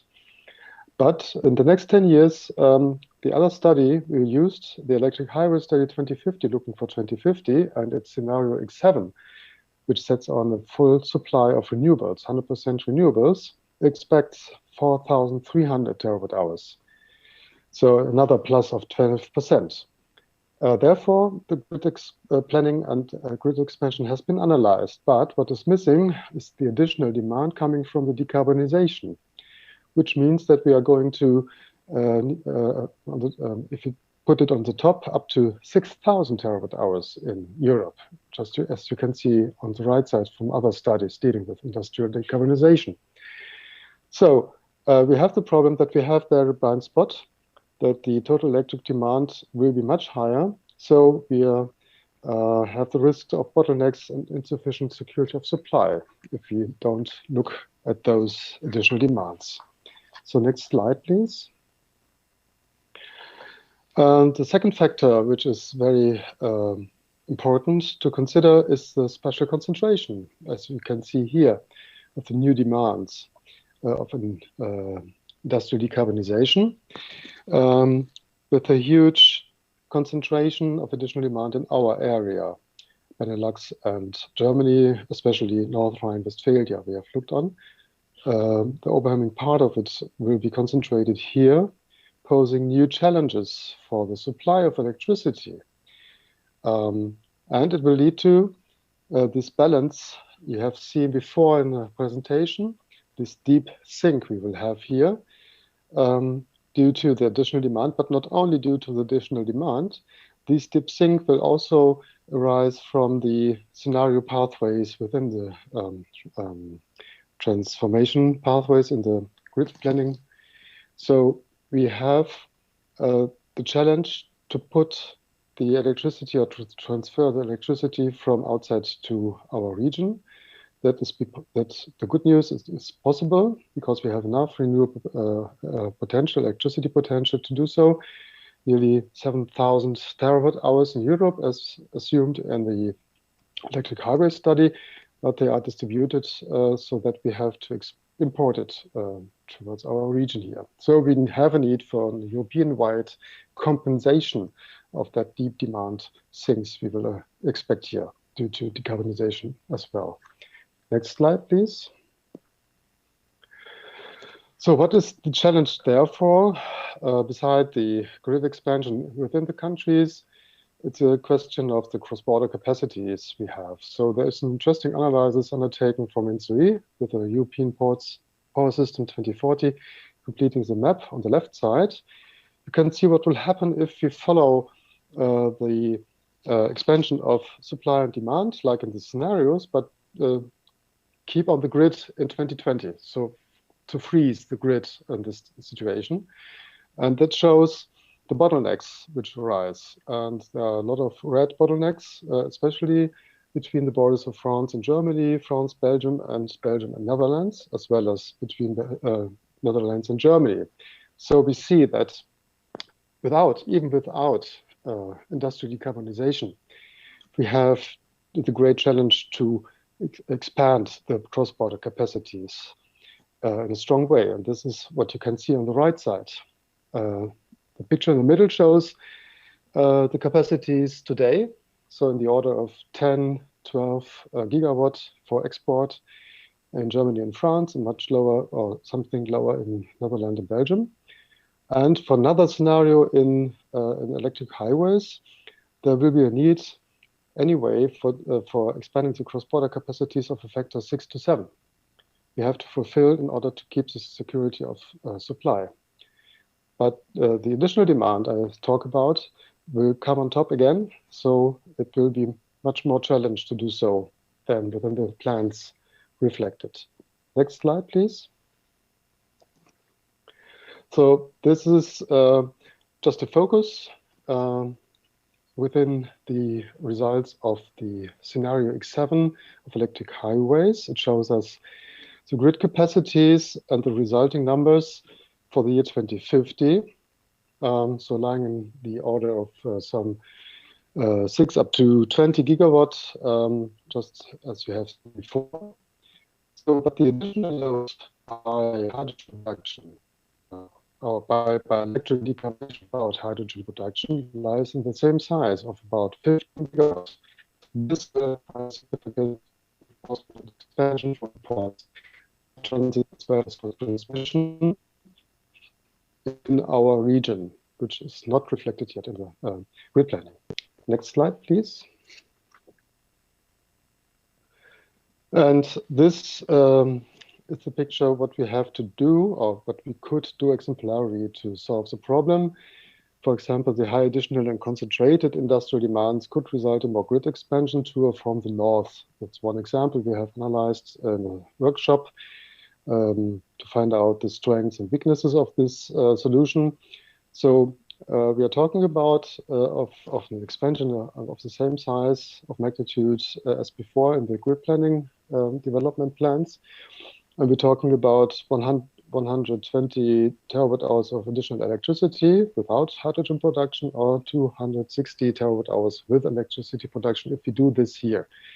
There is an alternative to import the hydrogen, but these are the figures we are facing at the front of industrial decarbonization, meaning that we have necessary transmission capacities in the range of 15 to 30 gigawatts.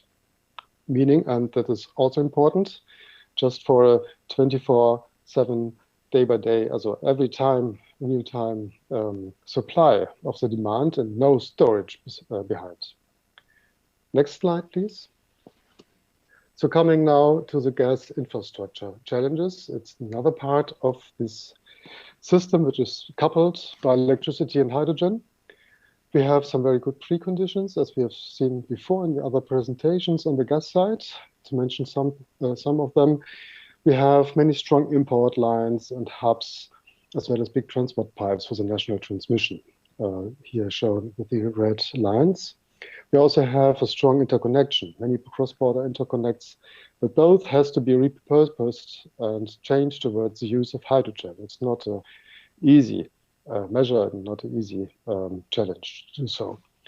What is also very helpful is we have some or a lot of gas storage caverns along the border, especially from Netherlands and Germany, which could principally be repurposed and used for hydrogen as well.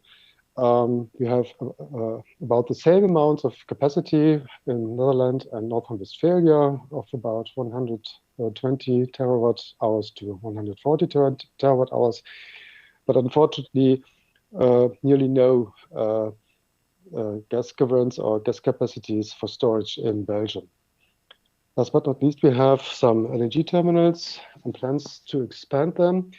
They are good for imports by ships, but I think very hard to adapt for the transport or the handling of liquid hydrogen, because it's we have much more other temperature niveaus, so 100 Celsius degrees less than for LNG. That is very difficult to adapt. So this is for me a critical question, how to deal with these LNG terminals and the LNG strategy, because I don't think it's suited for the transformation towards hydrogen. Last but not least, not shown here, but in the presentations before, we have also some 600 kilometers of hydrogen grids in Belgium and 400 kilometers of hydrogen in Germany, which we can use as starting grids, and they are maybe helpful for the transformation. So next slide, please.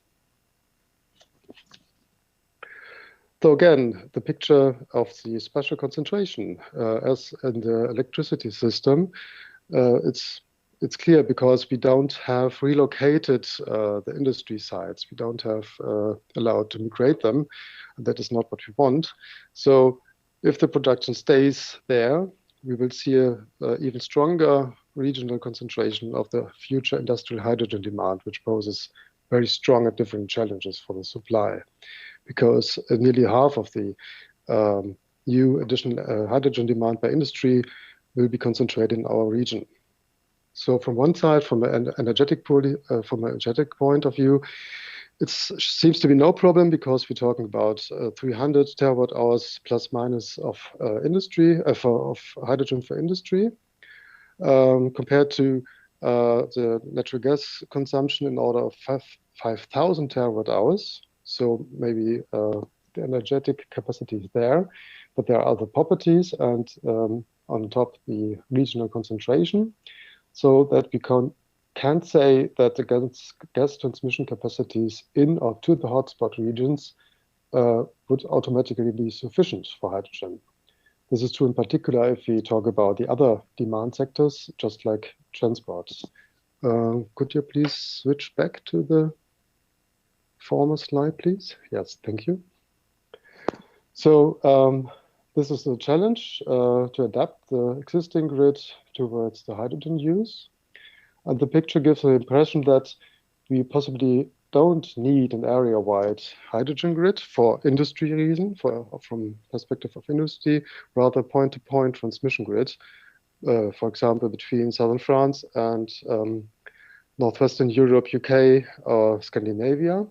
this would be fruitful for the decarbonization of industry and the exchange of hydrogen, the huge amounts of hydrogen between the industry sites.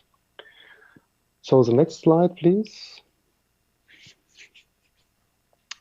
Just looking about on the possible import options for the gas infrastructure, because it would help us a little bit if we import hydrogen then instead of producing it here, as we have seen for the electricity grid, it would help not to expand so much. So there are obviously two direct or two main options: to go to north and or to go to south, to North Africa or Southern Europe. I don't know why we also always talk about Northern Africa, not so much about Southern Europe, because the production of renewable electricity and of hydrogen is always also very cheap. We can do this by ship. This would be more flexible, but more costly, or via pipeline with more investments needed in the front end, but cheaper in operation with more and bigger transmission capacities. To get an idea of the challenge, only the, sorry, could you just switch back? Only the necessary capacities for our region, Benelux plus North Rhine-Westphalia, are laying in the range of 3 million tons per year. So if you think about a pipeline to do so, to transport the hydrogen needed towards our region, we will need a pipeline, a dedicated hydrogen pipeline for 100 bar with a diameter of 1.2 meters, which is 40 up to 50 times the size of the existing hydrogen pipelines. Just a very big switch towards scaling up. On the other side, we would have made use of a lot of shipments per year, at least 320 shipments per year, again, without any buffering or storage behind. So, especially in the case of ships, we will need storage units for the hydrogen to decouple supply and demand. The pipeline has the advantage to bring some capacities with it itself. So just, and not to forget that if we do so, the production of hydrogen is much more cheaper in North Africa, for example. But we have to realize that there are not negligible transport costs in the height of 30 euro per megawatt hours plus if you choose pipelines or ships, even higher. So we always have to count with transport costs in addition, so that home production or production in Europe could be competitive with imports from hydrogen from other regions.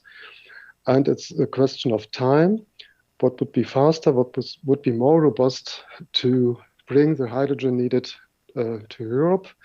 Would it be a European strategy, also reliance on the partnerships we started to find with other countries and partners and regions like America and Australia? So coming to the end with the last slide. A short summary and a little outlook and questions for discussions later on I would like to give. I think we have shown that the high additional and regionally concentrated electricity and hydrogen demands has to be taken into account in the current energy and infrastructure planning today. And we have to start today with expanding the grids, the needed grids and infrastructures, just thinking about at least 10 years plus for planning approval and bringing them in operation. So we only have 30 years, and we are talking about big challenge, big amendments, adaptations and expansions of the existing grids. And I think, as said before, these enormous and different challenges will be best solved by regional and even pan-European cooperation. It would be better that we work together on these problems, because we are meshed, we have the same grid, we have the same demands and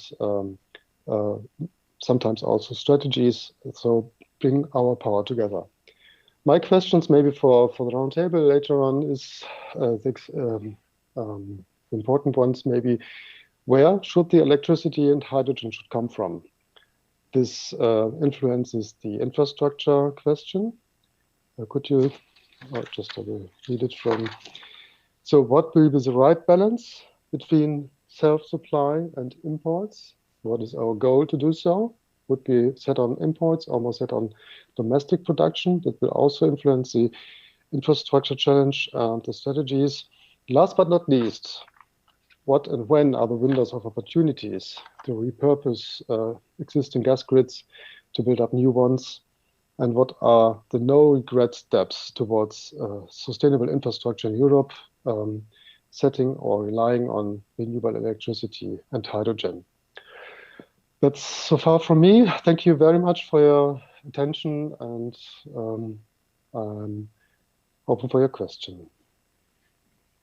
Thank you very much, Frank. You already helped the moderator also by posing the questions for the next round. So thank you very much. I have perhaps a question for you also. That's if you consider, if I see all your graphs, then you include, or you have a very direct link. Of course, North Rhine-Westphalia has a collaboration with the Benelux. With Anna-Maria, we talked about regulatory sandboxes or ideas. I hear from Jan that's not possible with North Rhine-Westphalia, but what could be possibilities to work closer together, and what would be your priorities in working together and getting that collaboration done with the rest of the Benelux, or with the Benelux?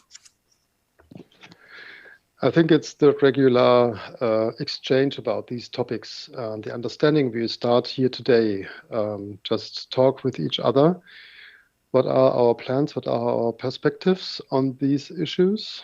Where to start first? Are we all the first mover? So just we should talk together.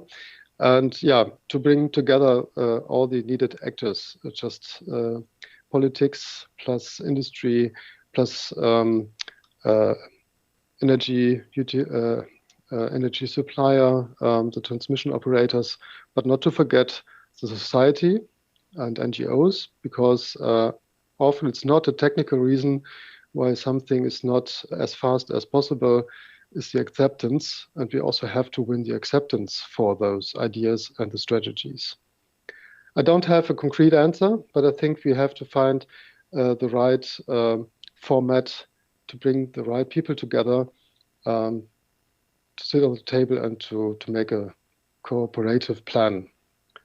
Just as we have seen the backbones and so on, where are the next steps in the grid that is the best expertise within the transmission operators? Where comes the hydrogen demand, when and where will it be first, so that we have a better picture of the whole development in our region. Thank you very much, Frank, for the answer. I think we can go to the next speaker. That's Frits van der Velde, who is going to talk about repurposing natural gas infrastructure for cross-border hydrogen transport, opportunities and challenges. Frits is public affairs and regulatory manager at the GasUnie, and as I heard here, he's a regular visitor of the Benelux working groups concerning hydrogen and pipelines. Frits, the floor is yours. Yes, sorry. Thank you all. I hope you can hear me and see me as well.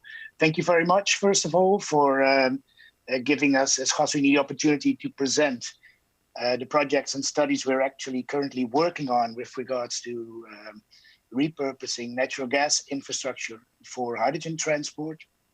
As said, my name is Frits van der Velde. I work for GasUnie in The Hague, and I think I spend 90% of my time on the topic of hydrogen. And indeed, that sometimes means also, at least before COVID, going to Brussels and discussing with other Benelux parties within most of the time within the Penta framework. Next slide, please.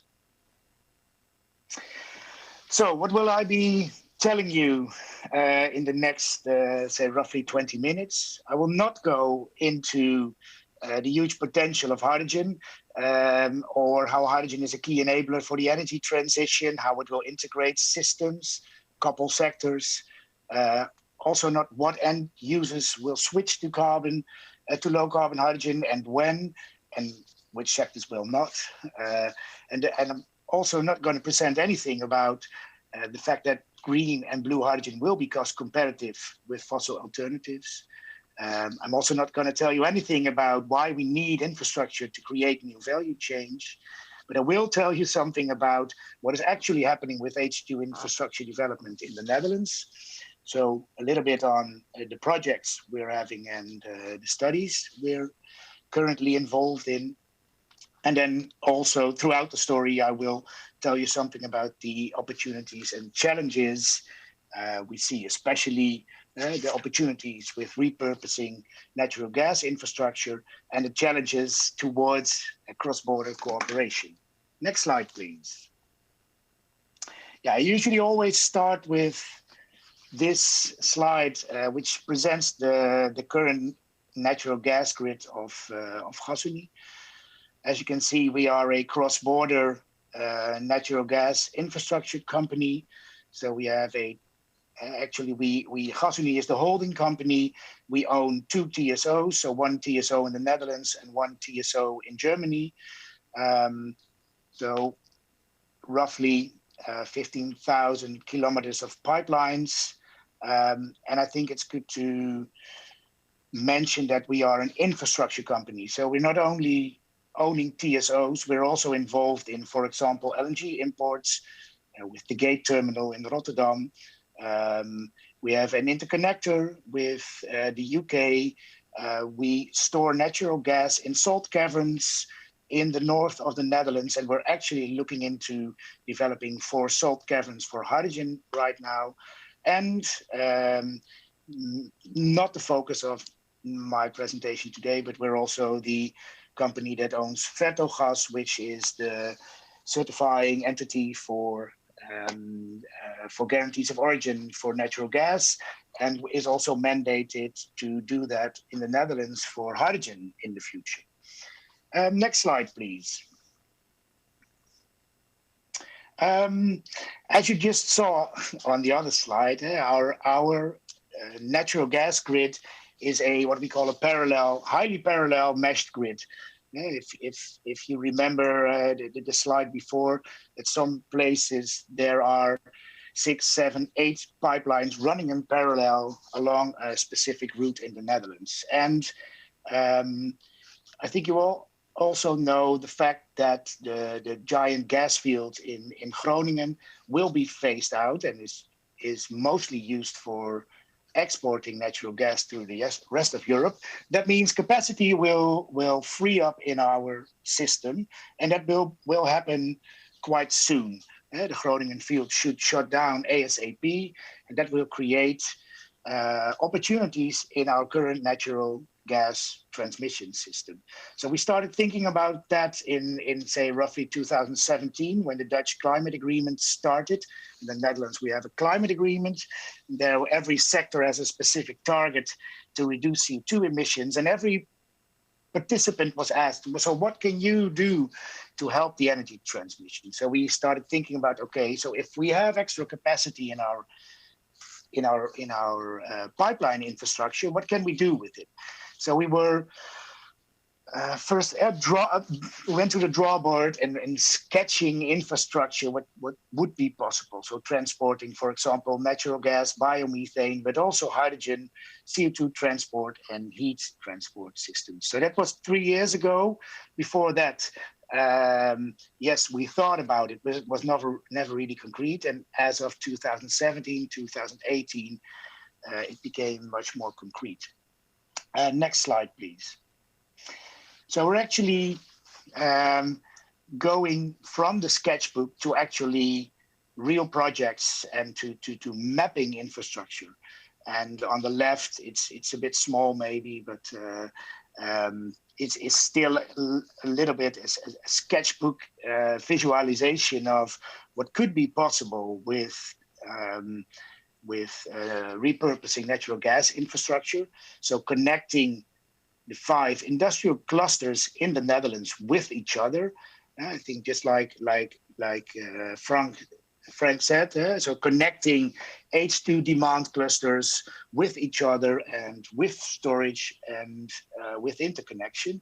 That is actually what we are, what we sketch on the left. A little bit small, maybe in the left corner. We also have refurbished our first natural gas pipeline into an H2 pipeline. So this is what we did in 2018. We transferred 12 kilometers of pipeline into a hydrogen transport system. So this pipeline connects Dow Chemical with Yara. So the one company has kind of access H2 and the other one needs H2 for its production process.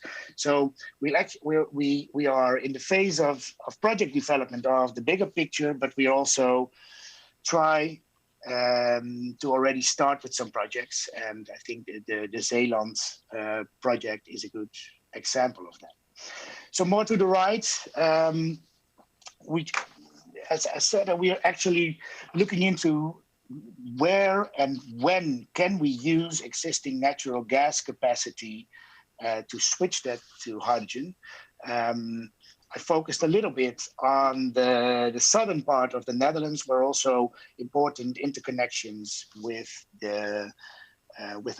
Belgium and North Rhine-Westphalia are, just to show a little bit of the opportunities we have there for both borders and both. And it's only the points that the green arrows point to. There's already a huge transport or import capacity of hydrogen. So for the border with Germany, for these 2 border points, by 2030 and maybe a little bit earlier, it is possible to have a transport capacity of 7.5 gigawatts, which means that if a pipeline would be to run base load, you would able to transport 270 petajoules of energy. To put that a little bit in perspective, the current hydrogen usage in the Netherlands is roughly 175, 180 petajoules. So these are things that are possible with the current with the current grid. If you look a little bit further in the future, by building up compression or by adding extra pipelines, so refurbishing more than one pipeline, because it's multiple pipelines mostly in the system, you can increase that capacity in the future. Next slide, please. So these are all actual projects and ideas we have, but it's not easy to realize them. First of all, we see a kind of a staged approach. So first start developing infrastructure within these industrial demand clusters, especially the 4 clusters that are closely to the shore. But also together with the Dutch government, so with the Ministry of Economic Affairs and with our shareholder, the Ministry of Finance, and together with the Port of Rotterdam, we started the Highway 27 program. And in this program, we're really having a detailed look into how this existing national gas grid can be used to develop hydrogen infrastructure. So the focus of this project, which started somewhere in April last year, is how can this natural grid be used and under what conditions? And that we focus on a technical perspective, a legal and regulatory perspective, and a financial perspective. So we really take a holistic approach on what is needed. And of course, we also take a look into supply and demand and what such a system can deliver in terms of security of supply, into possibilities to trade, into imports and exports. But the focus is on these conditions. So can it be done? Is it safe? What do we need to change?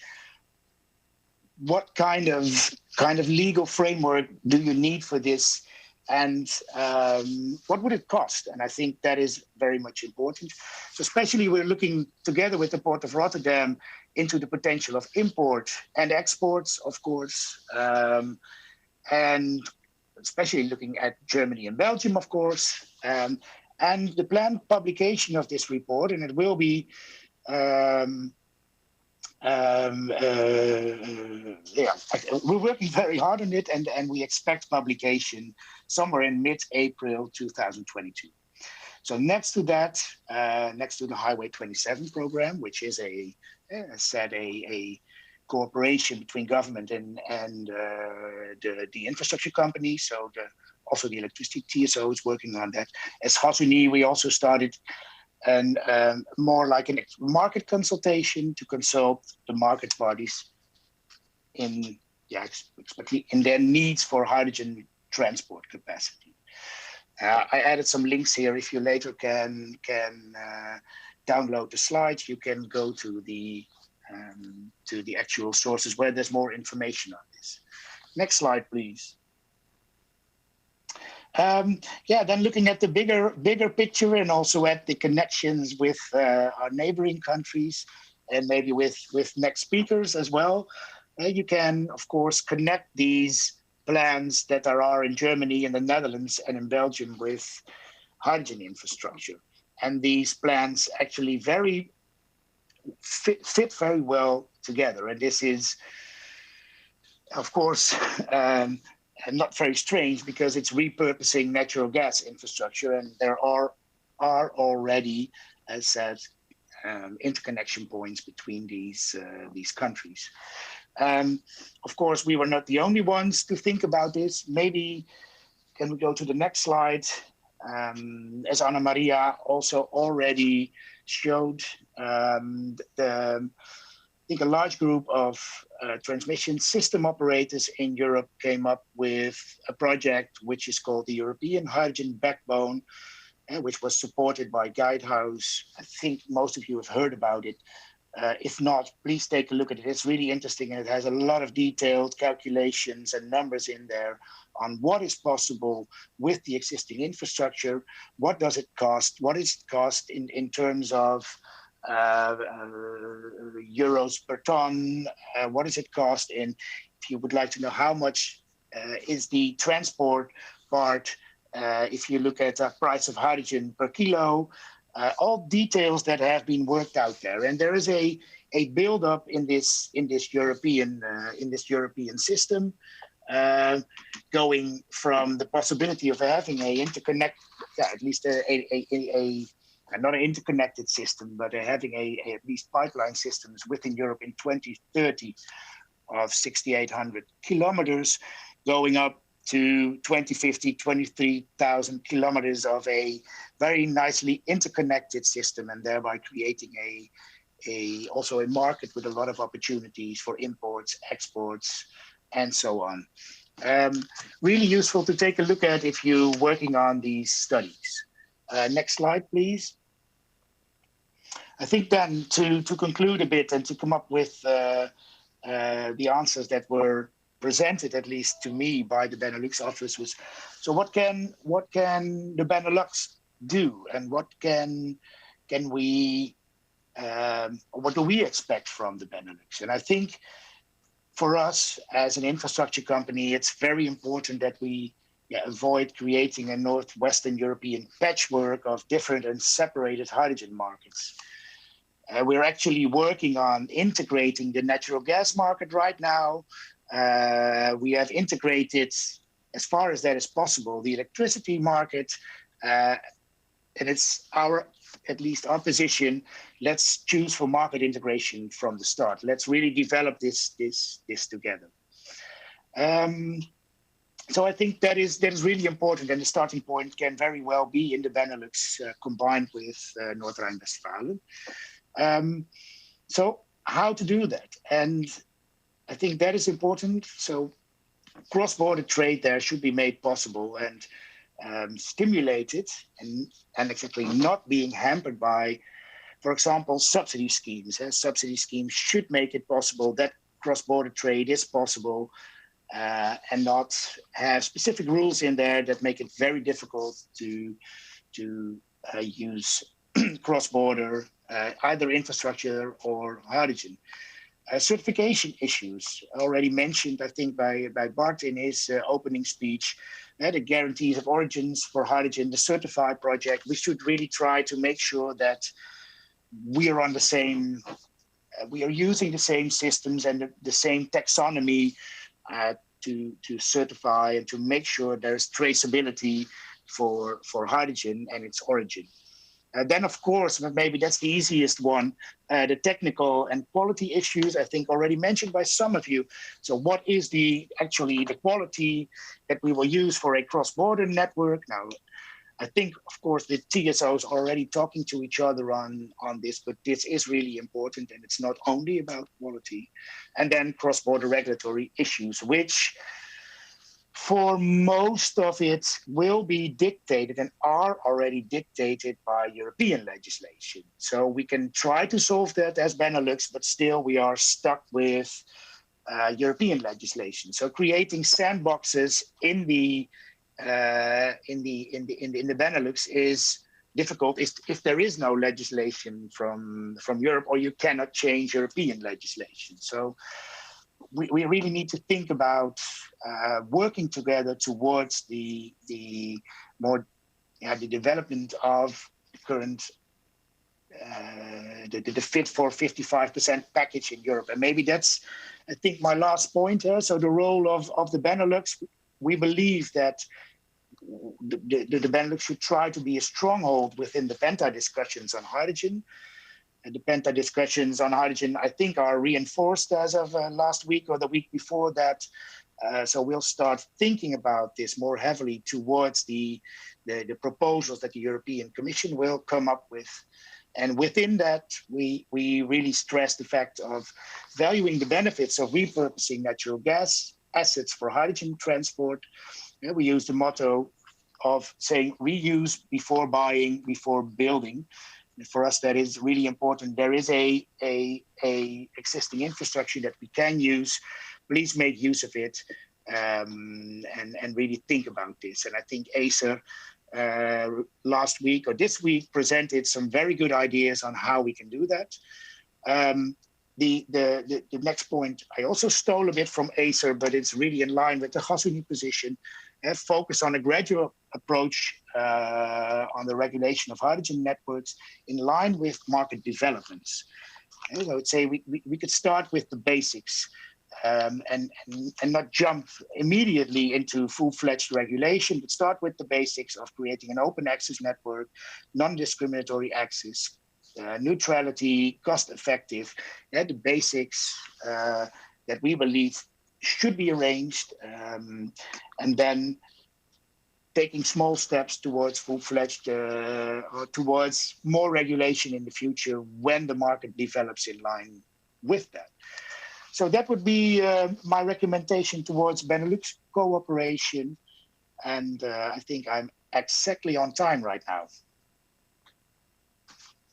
Thank you very much.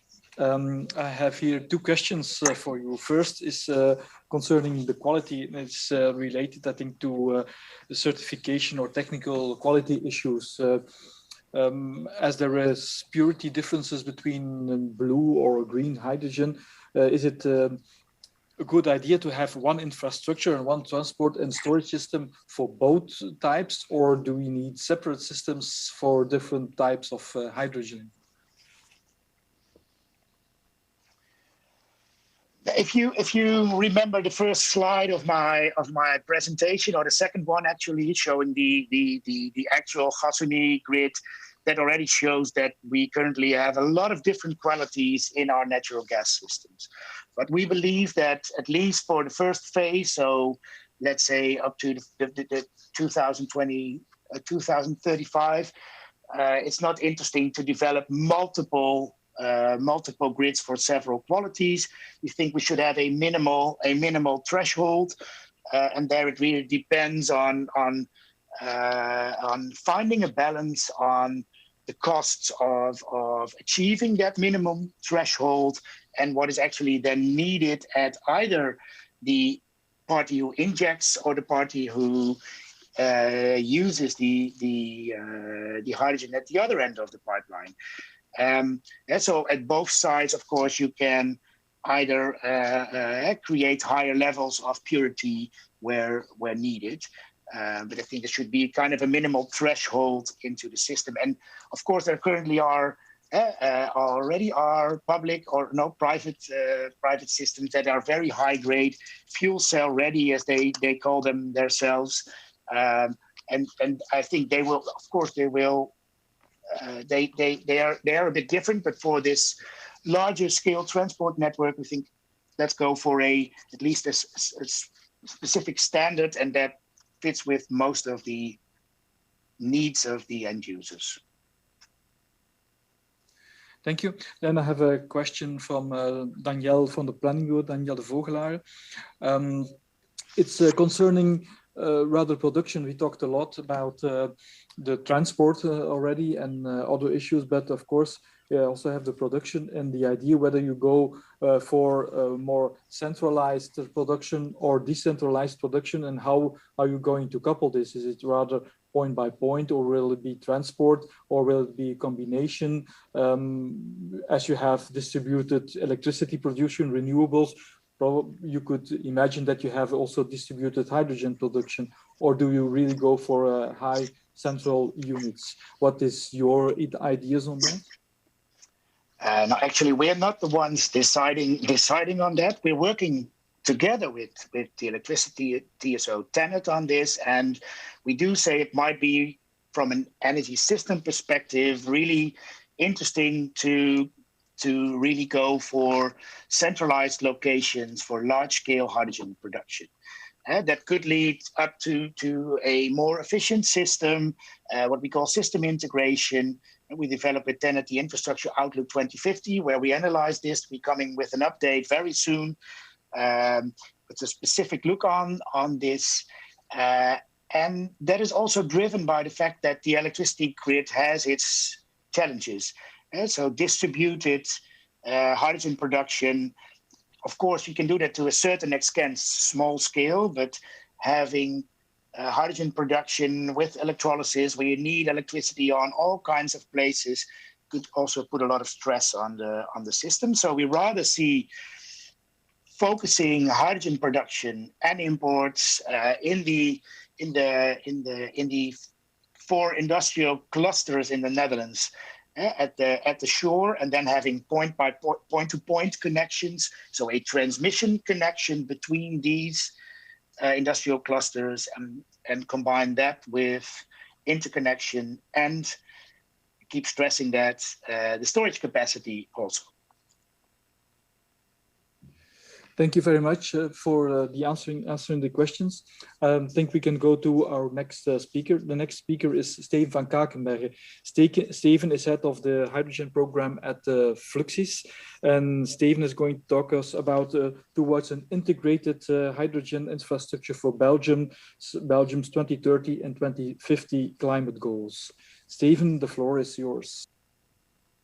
And thank you for the introductions. The drivers were already largely explained by the other interesting speakers. And so the climate targets are pushing us to take action. And if we want to support the energy transition, we have to work together. Building infrastructure is often an enabler for new market developments.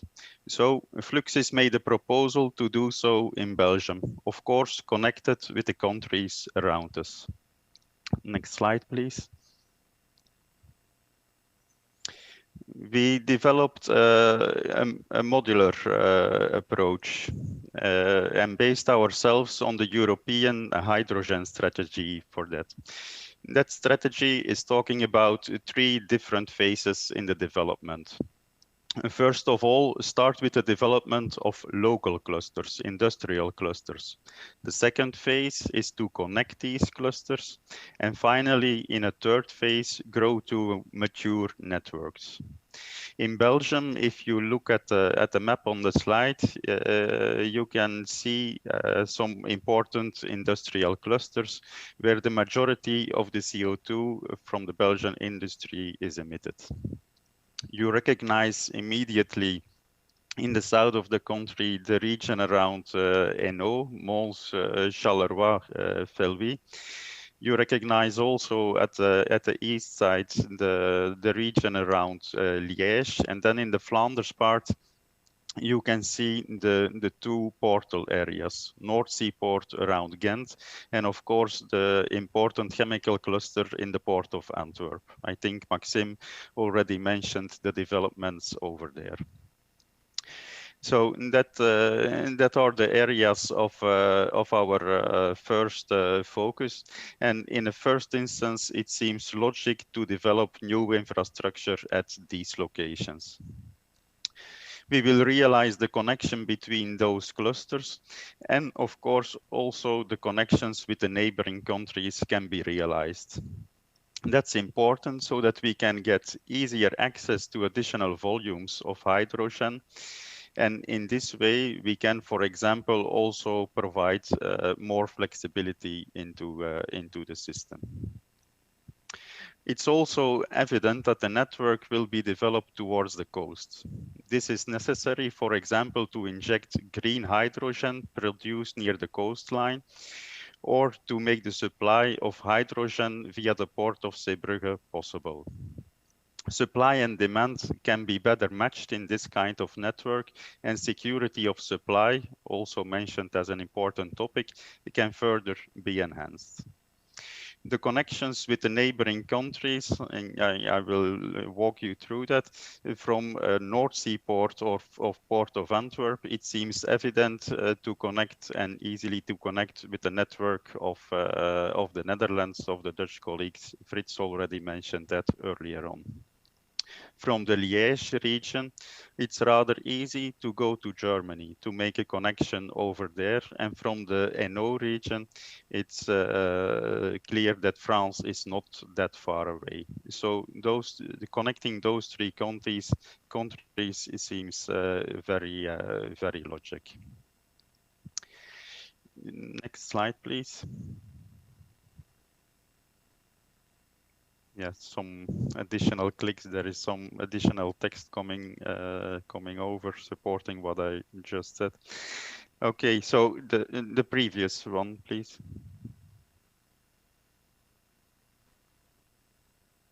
Yeah, so all industries are involved, and our ambition is to have the first infrastructure operational by 2025. Further growth is expected in the period afterwards, the period 25-2030, and the first targets of the energy transition must be achieved by 2030. So the efforts must be made visible before then. Efforts needed from the industry and efforts needed in the infrastructure. So the momentum to start is really now. In the period after 2030, the network will further evolve to be able to meet the 2050 goals, and it could look like this one that is mentioned on the slide. The basis of this development will always be the needs of the market. The demand from the industry is an important driver. So continuous interaction to build the right infrastructure for the industry is and will therefore remain crucial. For each development, also further in the future, we will continue to evaluate whether existing infrastructure can be reintegrated into the network of the future. We think that is an important element to develop cost-effective networks for the future. Next slide, please. Collaboration is key. As we know, both industry and government have started working on this. And if we look at the other countries around us, as we already heard from the other speakers, all TSOs in Northwest Europe are engaged in a similar exercise. In this way, the Belgian grid will also fit into a European grid, and Fluxys is used to align its investments and infrastructure development with what is happening in the countries around us. So in this specific case, consultation and coordination with the neighboring countries is an evident step. Next slide. Different actors have to take up the responsibility to succeed together. We need to join forces. And the energy transition is a challenge for all of us, but by working together, we can get the job done. The federal and regional governments have put forward policies to develop the hydrogen. Industry can highlight their needs for the new infrastructure, and we as an infrastructure company have to make available the needed infrastructure. We want to develop a network to create an equal level playing field for all actors. So a regulatory framework is welcome to guarantee open access, neutrality, and cost effectiveness. Partnership is essential to us, not only in Belgium, but certainly the collaboration with the neighboring countries will be crucial. In the two next slides, I will point out the commercial process that Fluxys launched a few days ago. Next slide, please. So you can give 3-4 clicks. Fluxys want to act as a market facilitator and launched a request for information. We proposed infrastructure as from 2025, which means that we should start now, and we should start by having a good view on what is needed. The request for information is available on our website, and we will consolidate the different input from the different stakeholders, and we will come back to the market with an initial cluster proposal. On the next slide, you can see the open season process. You can also give some clicks. And I think many of you are well familiar with the concept of an open season for natural gas. It's a method to create an equal level playing field. Parties have open access to infrastructure, and transparency and neutrality is guaranteed. The advantage that one can collect the needs of the market, of the entire market, and that we can offer optimal infrastructure translated in cost-effective tariffs. The purpose in this way is to meet the requirement of the future customers. Next slide, please. So to conclude, I can say that the Benelux is at a crossroads of the energy transition, and that a certain support to the investment plans to secure the local economy and the jobs of the future is welcome. So we need infrastructure investments to enable the market, and interconnections between the countries will be crucial. Of course, the creation of a legal and regulatory framework in line with the European Green Deal is also welcomed. Open access, neutrality, and cost effectiveness are key elements in this perspective, I think. Fluent collaboration between the member states and, of course, the TSOs is needed to support the energy transition. So those three elements are important topics to continue to work on together in this forum. Thank you for your attention. Thank you very much, Steven, for your contribution. I would propose that we go directly to the panel discussion. I think we are about right on time, so the time management up to now was okay. Thank everybody. Thank to all speakers for sticking to their time. For the panel discussions, we have an interesting panel for you. First of all, we have Anne Strooband. Anne is Deputy Head of Cabinet of Minister Tine van der Straten at the Belgian national level, and she has a lot of experience in renewable energy and in industry. As a second panelist, we have Wouter Schaaf, who is the Senior Policy Advisor of the Dutch Ministry of Economic Affairs and Climate, DG Energy Market and Innovation. I hope I have it correct. And then, of course, we have our Luxembourg colleague, Piet Losch. Piet is Advisory Renewable Energies at the Luxembourg Ministry for Industry and Spatial Planning. I think that's interesting. You have included spatial planning. It's one of the important elements. And then as fourth, we have from our regions in Belgium, we have Marc Andries, who is the CEO of the Flemish Agency for Innovation and Entrepreneurship, the VLAIO. And Frank, last but not least, Frank van Kayenberg, who is advisor at the Public Service of Wallonia, Department of Energy. Perhaps as an opening and as a warming up for the panel, I would ask you to have one by one a short presentation or a short overview of your views, your position, plans, and strategies for the coming period concerning, of course, hydrogen. And secondly, if possible, make some recommendations where the Benelux legal cooperation is needed and which role the Benelux should take up. I would start with Anne as a first and then go to Wouter. Anne, the floor is yours. I suppose you have about 3-4 minutes for your first thoughts, and then we can go to further questions. Good, thank you for the invitation. And I think we already seen quite some good presentations this morning. Of course, from the Belgian side, in terms of the federal government, our focus at the moment is how to get this backbone on hydrogen, how to get that realized. And as mentioned already this morning, we have also foreseen a budget in the recovery fund so that we can also support this from a governmental side. Where, of course, for us, it's now important to look at the regulatory framework that we will put in place to accommodate that and to accommodate a market, where, of course, the challenge is, as mentioned by a lot of speakers, not to regulate too much and kill the market, but rather support it by making some regulations a bit more clear in the direction where we are going. So that is a challenge where we are currently facing, where, of course, it would be good to share these experiences between the countries in a Benelux context, what we are doing also within Penta in the hydrogen working groups.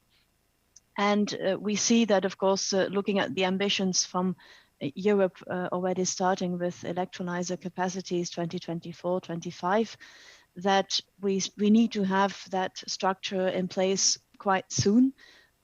Where I think also looking at other speakers this morning, we do have a pioneering role to be played within the Benelux. And we have, of course, to be seen that we will potentially move a bit faster than Europe, where potentially Europe can also learn from the experience that we have been built up in the way how we could set up this regulation. Of course, we need to make sure that this is in line with market evolutions in terms of production, in terms of consumption, and then the backbone. So working on the 3 levels at the same time. And therefore, I think we can play a role as government with certain subsidies to make sure that all of these parts are structured, where, of course, we support the fact that Flux has already launched the request for information. What is exactly the intention to make sure that these sectors are all linked into each other. So I think for now, that's our main focus. Thank you, Anne. Wouter from the Netherlands. Good afternoon, everybody. Thank you, Benelux Secretariat, for organizing this webinar.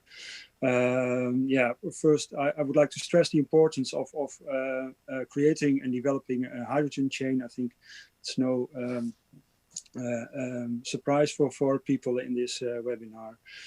We foresee a European and eventually also an international global commodity market.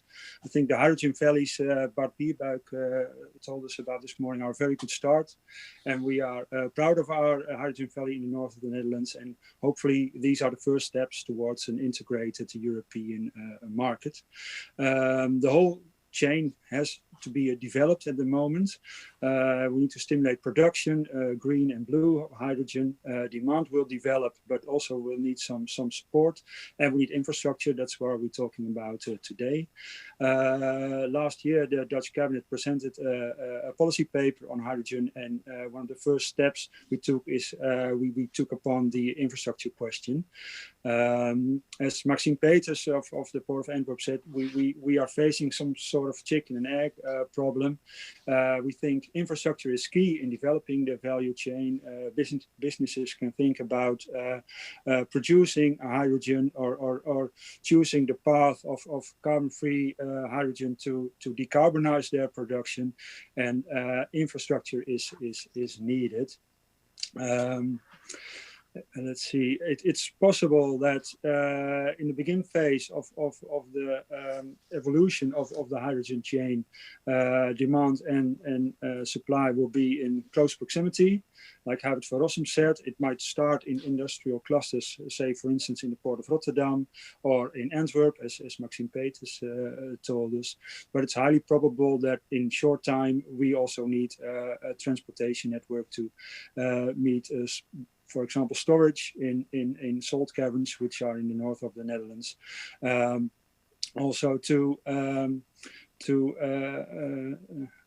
export to the Ruhrgebiet or to be able to meet a demand in Limburg, in Gemmelot. We study the infrastructure in a project called Highway 27. Frits van der Velde just told us all about this.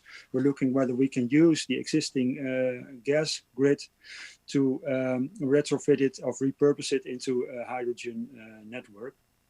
I think the importance is that we took this up as a government, as the Ministry of Economic Affairs, together with the Ministry of Finance, which is the 100% shareholder of Gasunie, also in cooperation with TenneT, the electricity TSO. There was a question about this earlier on. We think it's important that from a system point of view, infrastructures are developed. And there's, of course, a close connection to the electricity grid and a hydrogen grid. So all these parties are involved. Also, Herbert van Rossum, who spoke earlier, is involved in Highway 27. In this project, the chicken and egg problem becomes very clear. And think it's important. I think it's important that the Dutch government started this investigation. That there will be a report mid-April, will become publicly available. It has hopefully a clear. It gives a clear view on what is needed, when a transport network is needed, and what the cost might be, so that. It's on the political agenda, and the next government of the Netherlands, the next cabinet, we will have general elections next month, can decide upon this. Furthermore, we need clear rules, market design. Anna Maria Ziaveni stressed the importance of regulation, common technical standards, the possibility to promote and scale up green hydrogen. This preferably on a European level. We are happy that the revision of the gas directive has started. I think the timing is perfect. We also welcome the new broader mandate the hydrogen working group has been given last week by the Penta ministers. An expert subgroup has been established there as well. I think as a Benelux countries, it's important, it was mentioned earlier, to have a common voice, to stand stronger with the three countries. And I think now the new mandate for the hydrogen working group on Penta is starting. We will have to see together with the Benelux countries how this goes, how the discussions in Penta develop, and where there might be some room or need for Benelux to go faster or to cooperate closer. last, I think Frank Merton asked us something about where the electricity of green hydrogen should come from and what the balance of imports and own production should be. Well, at the moment now in the begin phase of developing the hydrogen chain, we think both are needed. Imported hydrogen coming from countries with cheap solar PV might become competitive, some reports say. So we are doing our utmost best, and Hubert van Rossum is working on that as well, to be ready for imports from overseas. Second, we are also developing our own production. We have vast space on the North Sea for offshore wind, but in the end, still, however big the North Sea is, this might not be enough to meet all electricity demands, including the electricity demand for production of green hydrogen. Thank you. Thank you, Wouter. Then I go to Piet for the Luxembourg part. Hello, I hope you can hear me well. Thank you to the Benelux Secretariat for organizing this study day. It's really great to see all of this data and knowledge that have already been gathered individually by stakeholders and by the different countries. And it's exciting to bring the different stakeholders and countries of the Benelux together around one virtual table and look forward to do something together with it. I try to first briefly react on the presentations which we had today in the morning. First to Bart Biebuk, thank you for the 2 questions or suggestions raised. We will discuss and we will take on the question of whether Luxembourg could become part of the Green Octopus Initiative. And definitely will forward the question whether the Luxembourg Regulation Institute will or should participate at the Certify initiative. Then I also wanted to react to the Frank Mertens question of where the electricity or gas should come from, and I guess that my colleague just before answered it already in the same lines as we as Luxembourg see it. There is tremendous work being performed at the Pentalateral Energy Forum level, and the North Sea Energy Corporation also hosted and coordinated by the Benelux Secretariat. And there are solutions on the table being discussed and yet will not satisfy the potential demands. I think we all agree on that. So we will also have to look out for third countries to collaborate with. Then I wanted to pick up the bigger picture, which was mentioned by Frits van der Velde. This is really a great thing, and we definitely should always take, or this Benelux Roundtable should give us the opportunity to take a few steps back and look at it in a broader perspective, and not only on the national level, because as we have seen, Luxembourg very often is not part yet of the considerations, and we very much hope to become part of all of these initiatives. So coming to Luxembourg, in Luxembourg we have been developing a strategic document which is now currently under consultation, and which will be we will organize a stakeholder workshop on the 24th of February, and hope that then when the finalized document is done, the government of Luxembourg will adopt this document. Just to the background, this document was initiated, or the elaboration of the document was initiated by us, the Ministry of Energy and Spatial Planning, but has been aligned between different other ministries, the Ministries of Environment, Transport, Economic Affairs, Research, but also Cooperation. The document is very much aligned with the European strategy on system integration, aiming to achieve climate neutrality at latest in 2050, and following the priorities of energy efficiency first, then looking for direct electrification with renewable electricity where possible, and to use renewable molecules amongst others, or amongst which hydrogen, to decarbonize processes which are not decarbonizable by either of the first two. It is important, as it was said many times, to focus on supply and demand, but also not to forget the missing link, the infrastructure connecting the supply and the demand side. And some key points which are addressed in our Luxembourgish hydrogen document is the importance of cross-border cooperation for many aspects, because we will not be able to cover hydrogen demand in Luxembourg by local or by domestic production, so their cooperation is needed. We are in the center of Europe, and gas and electricity lines are crossing our country, so we imagine that in the future hydrogen lines will also cross our country. And it is important in that sense to participate in the analysis and the planning of a dedicated European, or why not first the Benelux hydrogen infrastructure, where Luxembourg would be connected. Coming to the end, specific recommendations for the Benelux in the future. Well, I mentioned, and it has been mentioned several times, the Pentalateral Energy Forum and the North Sea Energy Corporation. They are leading very interesting studies and works directly connected to this topic, but at the very Benelux level for the Benelux countries, we have seen a lot of things concerning the status quo, what is already being done today and what is considered. And it would be nice to follow now a cross-border coordinated kind of approach to bring these bits and pieces together to create a bigger picture of the Benelux hydrogen ecosystem.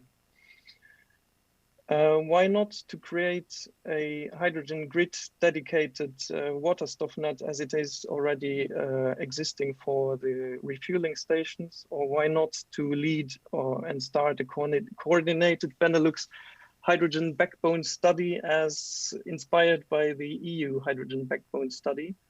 And why not just to put these points into the room based on the consensual points, write a Benelux hydrogen strategy. Thank you. That's it from my part. Thank you, Pete. A lot of work for the team. They're already starting to work, I think. Mark, the next, Mark Andries, as CEO of the Flemish Agency of Innovation and Entrepreneurship. I think that could be an interesting point of view. That's a point of view we didn't hear this morning. We had the ports, we had the infrastructure companies and so on. But from your point of view, what plans, strategies, and specific recommendations for the Benelux? Okay, thank you for giving the regions of Belgium the floor today. Good afternoon, I can say, at this hour. As you know, Flanders features important basic industries. We have the second largest chemical cluster in the world. We have our steel industry. And as was mentioned earlier, climate challenge will necessitate this industry. And also, of course, our traffic system, our housing system, our retail system, and so on, to avoid carbon emissions. Now, we agree that hydrogen can play an important role in decarbonizing the Flemish industry. And yes, I will tell something as well on the ports, because indeed, those basic industry in Flanders are mainly situated in or near our Flemish seaports, our ports. We have the port of Antwerp, which is behind me, which is at the border with the Netherlands, by the way. We have the port of Ghent, which is now North Sea port now, which is a Flemish port and also a Dutch port. It's situated now in two countries. And we have the ports of Ostend and Zeebrugge, very important because they have already an important role in our energy supply system and will do that in the future.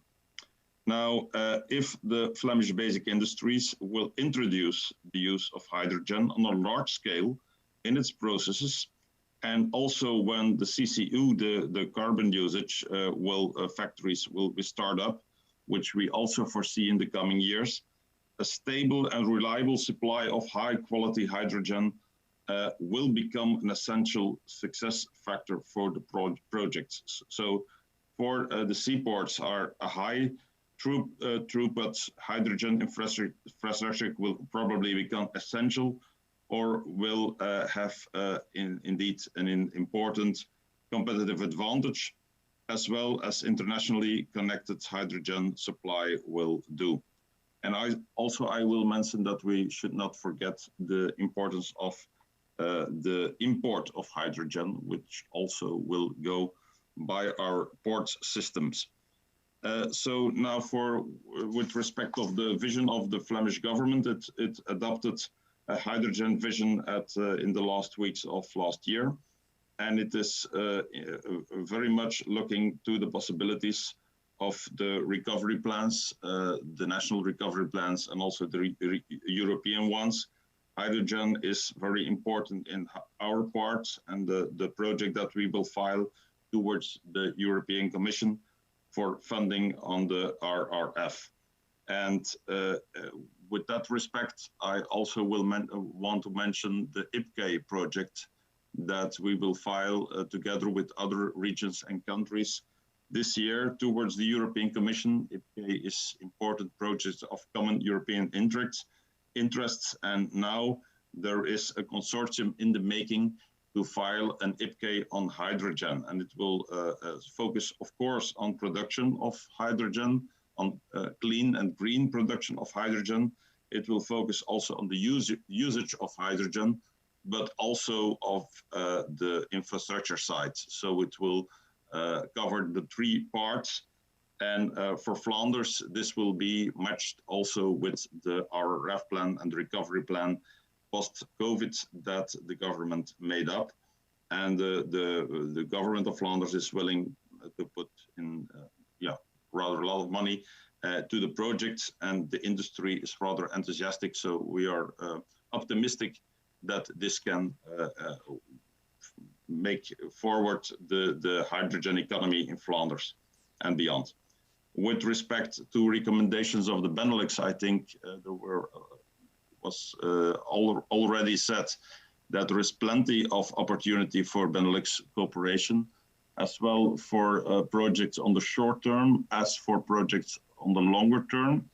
I would add to other recommendations that it is important to make the connection with the industry, as we foresee that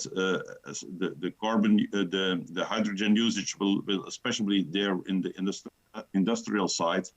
It is very important that the industry is on board, and that if there are talks about cooperation on Benelux side between countries, between regions, between governments, we also need to have the consultation, the cooperation with our industrial stakeholders. Thank you, Mark, for your clear view. As for the other region, we go to Frank van Keijenberg. Frank, who is the advisor for the public service of Wallonia. How is the situation in Wallonia, and what are the plans in Wallonia and recommendations for the Benelux? Okay, good afternoon, everybody. So again, thank you for this webinar, very interesting, and thank you also to give work to the Belgian regions. So what's the current situation in Walloon region? We are supporting research projects and supporting some application projects. In the frame of the recovery plan, we are going to deploy some projects also in the hydrogen sector, and we are beginning the preparation of a call to project to 2021 applications. So we also, like today, are participating to hydrogen working groups, and we have a large interest in benchmarking.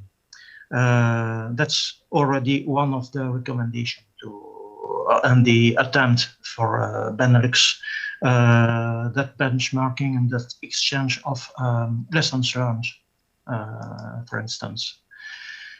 So in Walloon region, we still don't have a strategic plan for hydrogen. It's in preparation, and we plan to deliver this strategic plan in 2021, so this year. What plan? We are looking for horizons 2030, and the theme will be to anchor hydrogen in the energy landscape. That's to say that by realizing concretely some projects to get some information, some real information, data about how it works with hydrogen, real data and not only theoretical data, and also what are the problems with using hydrogen, what are the good things about it, and so to also feed lessons learned to share with our other partners and prepare the next step after 2030. For that strategic plan, we are going to use a comprehensive approach, a holistic approach, because we think that we must involve the entire society. The politic point of view, the administration point of view, the structure, of course, we have spoken today about the infrastructure, but also training and professional training, education. So I heard that there is something in FCH undertaking, common undertaking about it. I'm really interesting. I think we must also involve in a certain way students, because students are the future operator in hydrogen, but they are also the future consumer by the way of what they decide in transport, for instance. This plan must fit European and Belgian plans. That's a necessity.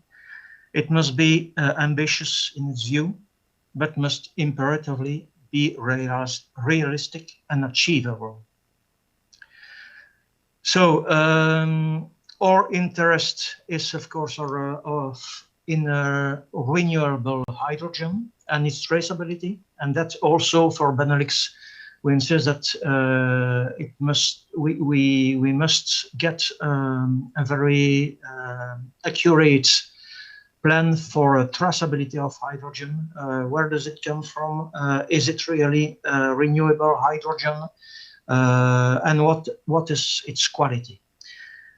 Hydrogen backbone is to us, of course, a necessity, because as we, like some other have seen, we think first to develop clusters like France does it, but without a backbone and a security of supplying in hydrogen or taking the amount of hydrogen that could be in excess, it can clusters isolated can be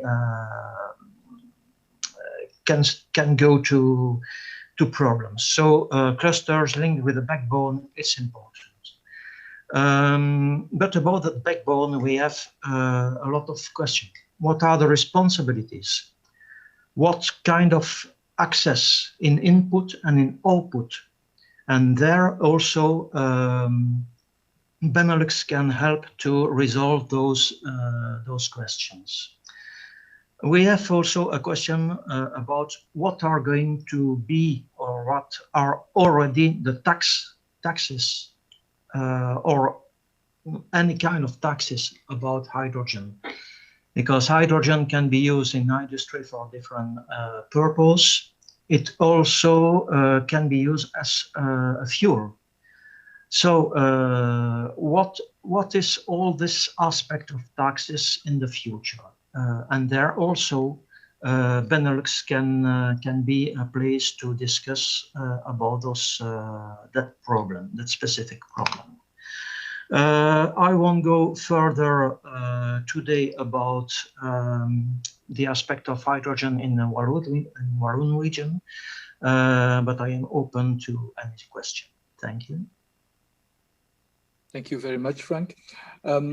You and Mark both mentioned the recovery plans, but perhaps to your colleagues on the national, and certainly in the Netherlands and to Luxembourg, is hydrogen making a part of your, or an important part of your recovery plans? Question for the other speakers.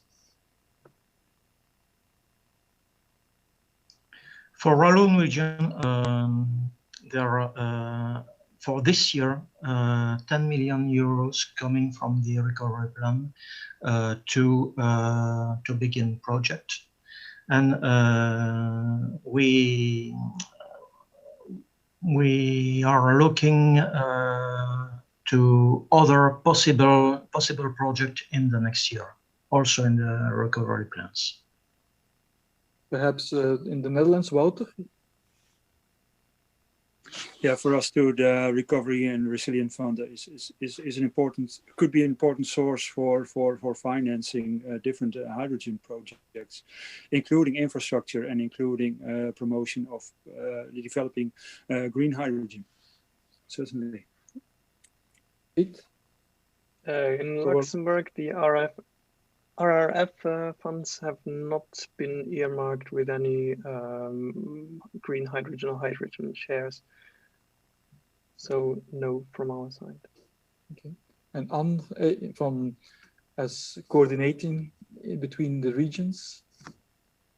Yes, so from a federal level, we have 95 million euros foreseen for the backbone, both hydrogen as well as CO2.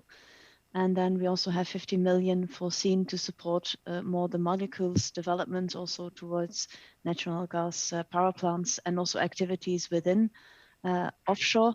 And yeah, hopefully then also supporting, of course, the regional complementing the regions with their endeavors. Thank you all. Perhaps a question we heard I think in several issues, that it's difficult to find a positive business case for the moment for hydrogen, and someone mentioned capex, opex. Perhaps a question to you all, and let's take the different regions and the countries. What kind of support do you foresee? Is it capex, opex? Do you have other systems? Do you speak with each other, that it's coordinated, as we was one of the questions, I think, of Gasuni? Make sure that there are no hurdles in transport between the countries by using different systems on support. Perhaps I'll start the same way as we started in the beginning. Perhaps as a first and most difficult in this row. Least time to think. No, so I think from our side, of course, we focus more on the backbone, which is more of a subsidy in terms of capex. So that's perhaps the most easy one. I think it is also important to notice that we will probably need to develop local markets first before we interconnect them. So I think first in terms of industrial clusters, perhaps point-to-point connections across borders. But of course, from the federal side, I think it's a bit more obvious to go into infrastructure capex support. Wouter, in the Netherlands? Yeah, same goes for us. The infrastructure cost should be clear after we finish a Hydro 27 project, which will be mid-April. And then it's up to the next government or next cabinet to decide upon that.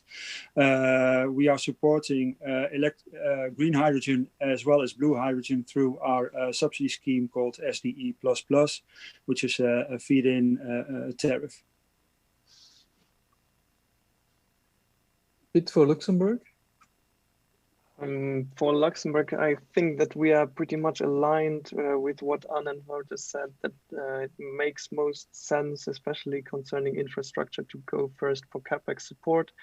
However, nothing is decided yet, and this very question will be analyzed by a hydrogen task force, let's call it like that for the moment, which is supposed to be created with the adoption of our strategy. And Mark, in the Flemish region?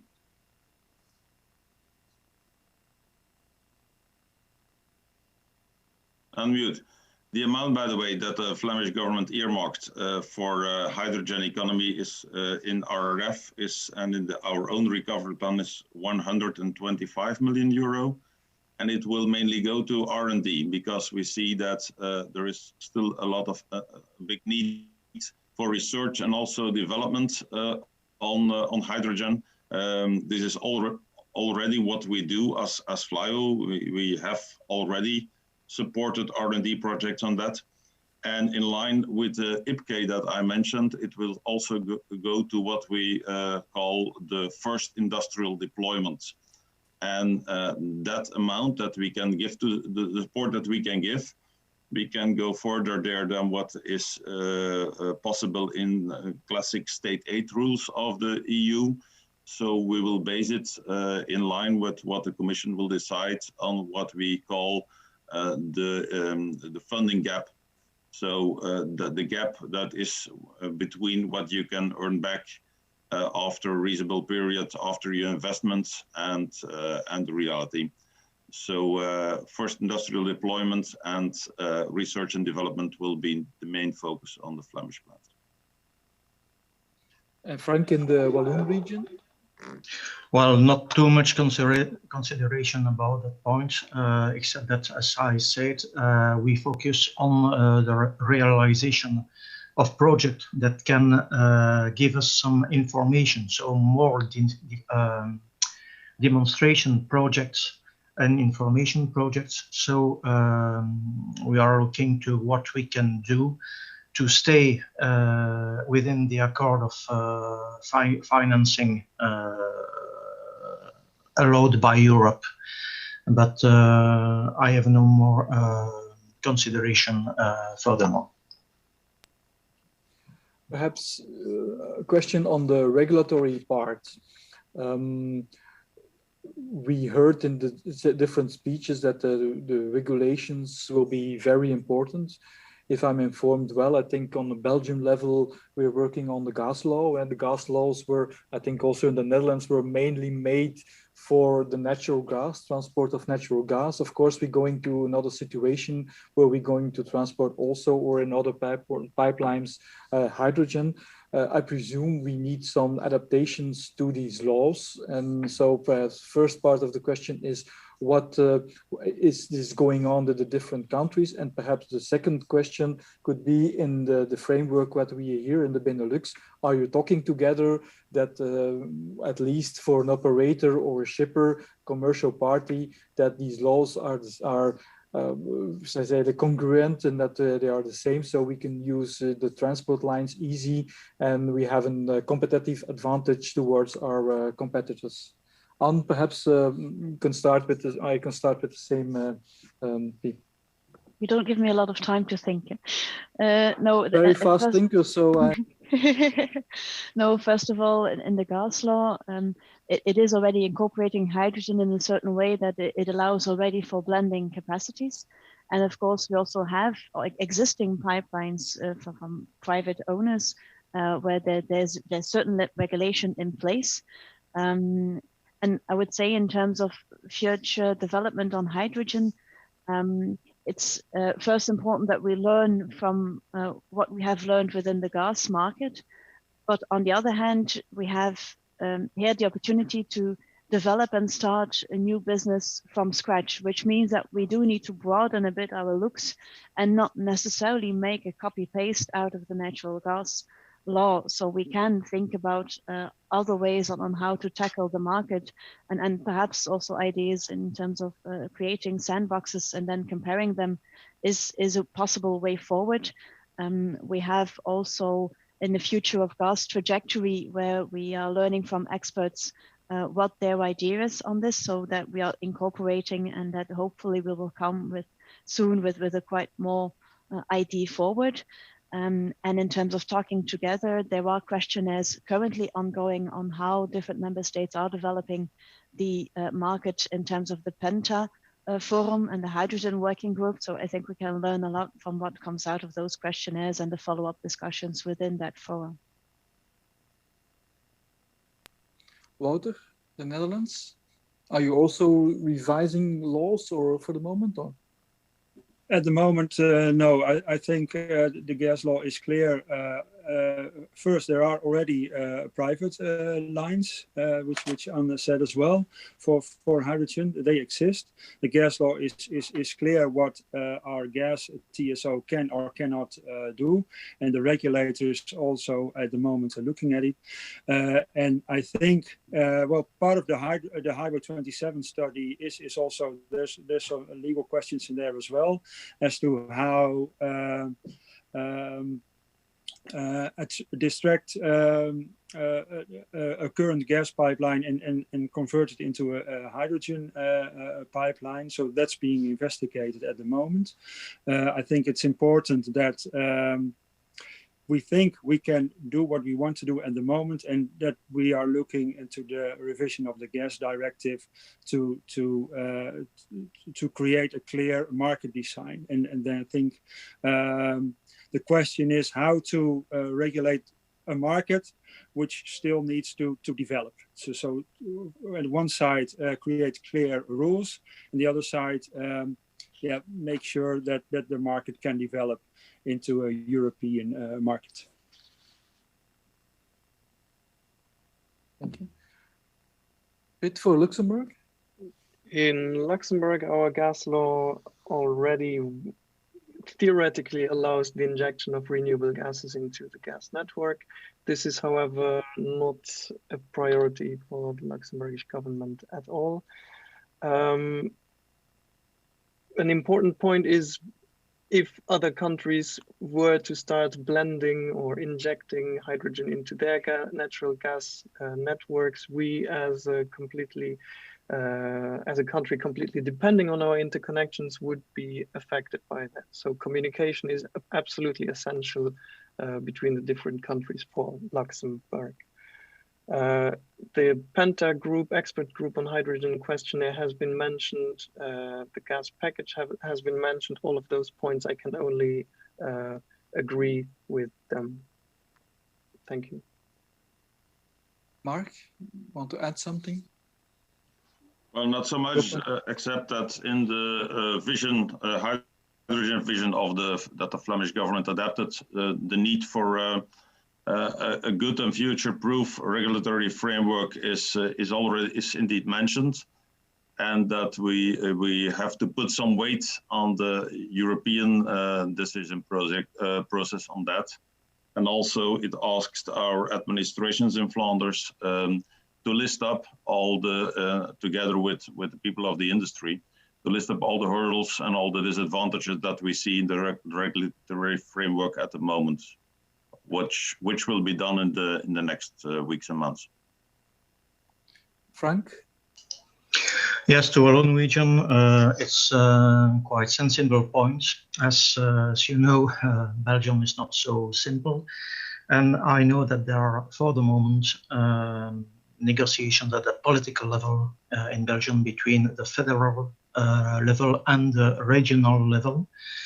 As hydrogen is rather new about Belgian law, and the repartition of competences between federal and regions didn't take it into account hydrogen because it was not mentioned at that moment. So now we must find who is going to have the hand on what about hydrogen. And at the moment, that's a political decision that must be taken.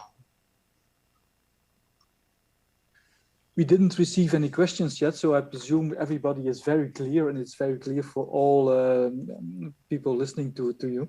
So perhaps as a last question from my part, I think someone mentioned, and I think it's an important part, the market design. We talked a lot about infrastructure, but market design is important if you want a good, fluent and market between on a European scale. For example, you could imagine having a central marketplace like you have for electricity and natural gas, how we organize it, market design that takes you into account some of the issues, but being relatively simple so that you don't put any hurdles for the commercial companies. What is your view on that? And for once, I will not start with Anne, I will start with Wouter, and then we can switch. He can have couple minutes more for thinking.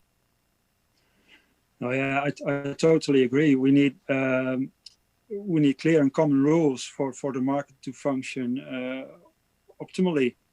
And I think before the trade will pick up, they should be made clear way in advance. And preferably on a European level as soon as possible. But I think we have to follow the timing of the gas directive. Anne? I don't have a lot to add to that, unfortunately. Of course, it will be important also looking into the import of hydrogen, which will be critical, as you've seen, the potential on renewables is somewhat limited. So it will be important to establish that also towards that factor. Me too, not much new to add, only that we can learn maybe from mistakes that have been made before, as Anne said it in a previous round, that this whole thing of the hydrogen infrastructure and hydrogen market is kind of creating something new. So one can learn from mistakes made, and one can reinforce the strengths encountered before. Import is important. A central market with a cross-border aspect is definitely, again, important for a small country as Luxembourg, yes. Mark? Yeah, not to add too much to that, except that indeed will be an international cross-national market. We have to look beyond the borders, beyond the Benelux, beyond the EU.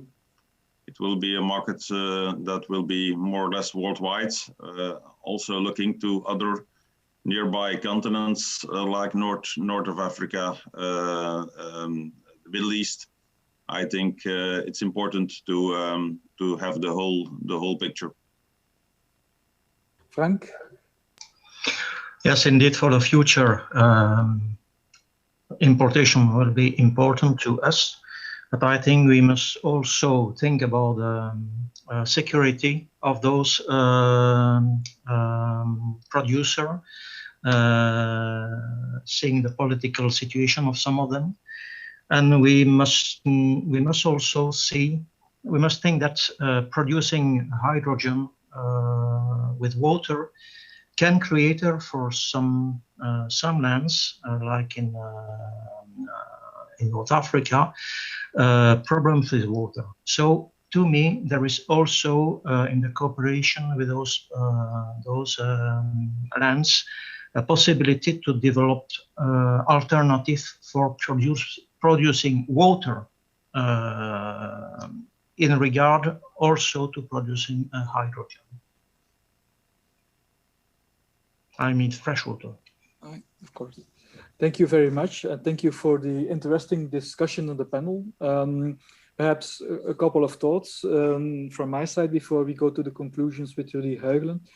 I heard a couple of words that we didn't go in detail in. That's the connection with industry. I think that's an important one for a future system. I think we should continue on that point. I think one important point of this year is that we had already been talking and working together I believe we heard all interesting point of views of our colleagues in the other countries, and that is the starting point of the discussion. And then I noted here also common voice in Europe. It's sometimes difficult, perhaps sometimes we have different opinions, but it's important as three small countries to have a common voice in the European field.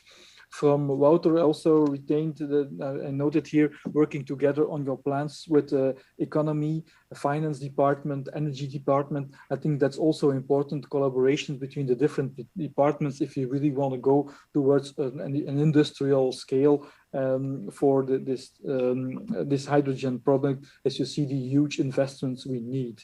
And then we have a very concrete already result of this one. I think Luxembourg said, well, we have to look at joining the discussion on the GOs, on the guarantees of origin. So that could be a first result of this study day. And then perhaps I go to the conclusions with Rudy Huygelen, who is the Deputy Secretary General of the Benelux. Really, you could ask the question in the beginning of the day, why this study day, why Benelux should organize something about hydrogen that long term, aren't there other issues we should tackle at this moment, but what is the added value for the Benelux Corporation in this field? Microphone, I think. Do you hear me now? Yes, we hear you. You hear me? Okay. Well, I think you've given the answer to that question today. It was, I think, a very interesting webinar where we bring stakeholders together, governments together, and the Benelux region is an obvious region in this topic because we have, and I'm not going to repeat everything that has been said, and I do apologize in advance if there is some repetition, but of course with our heavy industry, and we had the port of Antwerp, the port of Rotterdam, very eloquently making the point why we need to cooperate together, and all the other speakers as well. So I won't dwell too much into that. But we have to decarbonize. We have to, and of course, with the topic of today, the hydrogen infrastructure is of course a crucial point in that puzzle, a crucial piece in that puzzle. And so I think it was, in that sense, very interesting. We bring people together, and today it was proven again that we have. As a Benelux Secretariat, we have also an added value to play in that sense. I won't repeat, of course, we have our countries have the same kind of infrastructure, be it in transport, etc., industry, and so we all have the same. We face the same issues and opportunities as well. Together with North Rhine-Westphalia and Northern France, we represent a big chunk of the industry in Europe and worldwide. Our hydrogen infrastructure needs to be developed cross-border. It needs to be based on supply and demand. I think the gentleman from Fluxys also stressed that point.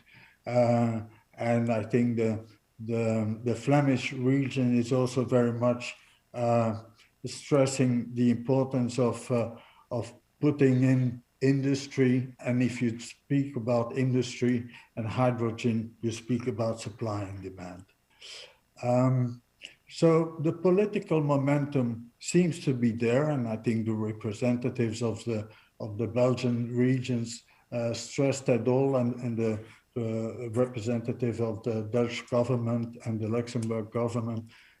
The political momentum is there.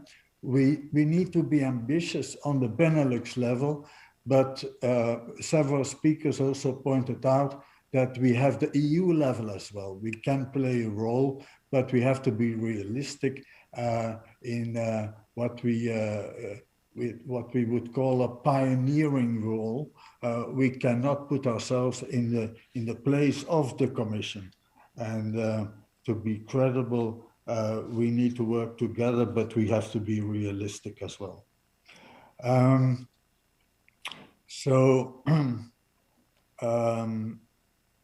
The studies and the projects presented today feed into the necessary policy development and cooperation between the Benelux countries. And we are implementing or working towards a hydrogen strategy while recognizing this cross-border cooperation with regions like North Rhine-Westphalia. The focus is on research and development, market development through estimating supply and demand, conversion of existing infrastructure, building new infrastructure with a societal approach, considering the impact on growth and jobs, and some gentlemen and ladies stressed that as well. Also the role of SMEs, it's not only the big industry. I think our first speaker stressed that point. And so the current Belgian presidency of the Benelux Corporation declared hydrogen a priority for its energy and climate policy. In this light, I could imagine it developing follow-up initiatives like for example, a launching of a Benelux hydrogen backbone study, it was mentioned before as well, or event. The Benelux Union started to look into the issue of the hydrogen in more detail already 5 or 6 years ago.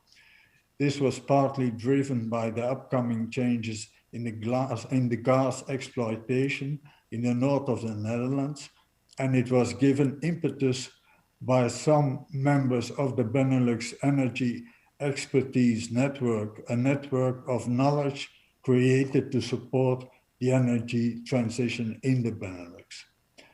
By now, the development towards a green hydrogen economy has a strong place in the energy cooperation in the Benelux and in the Penta region. And for the time being, Belgium is also has the presidency of this Penta cooperation.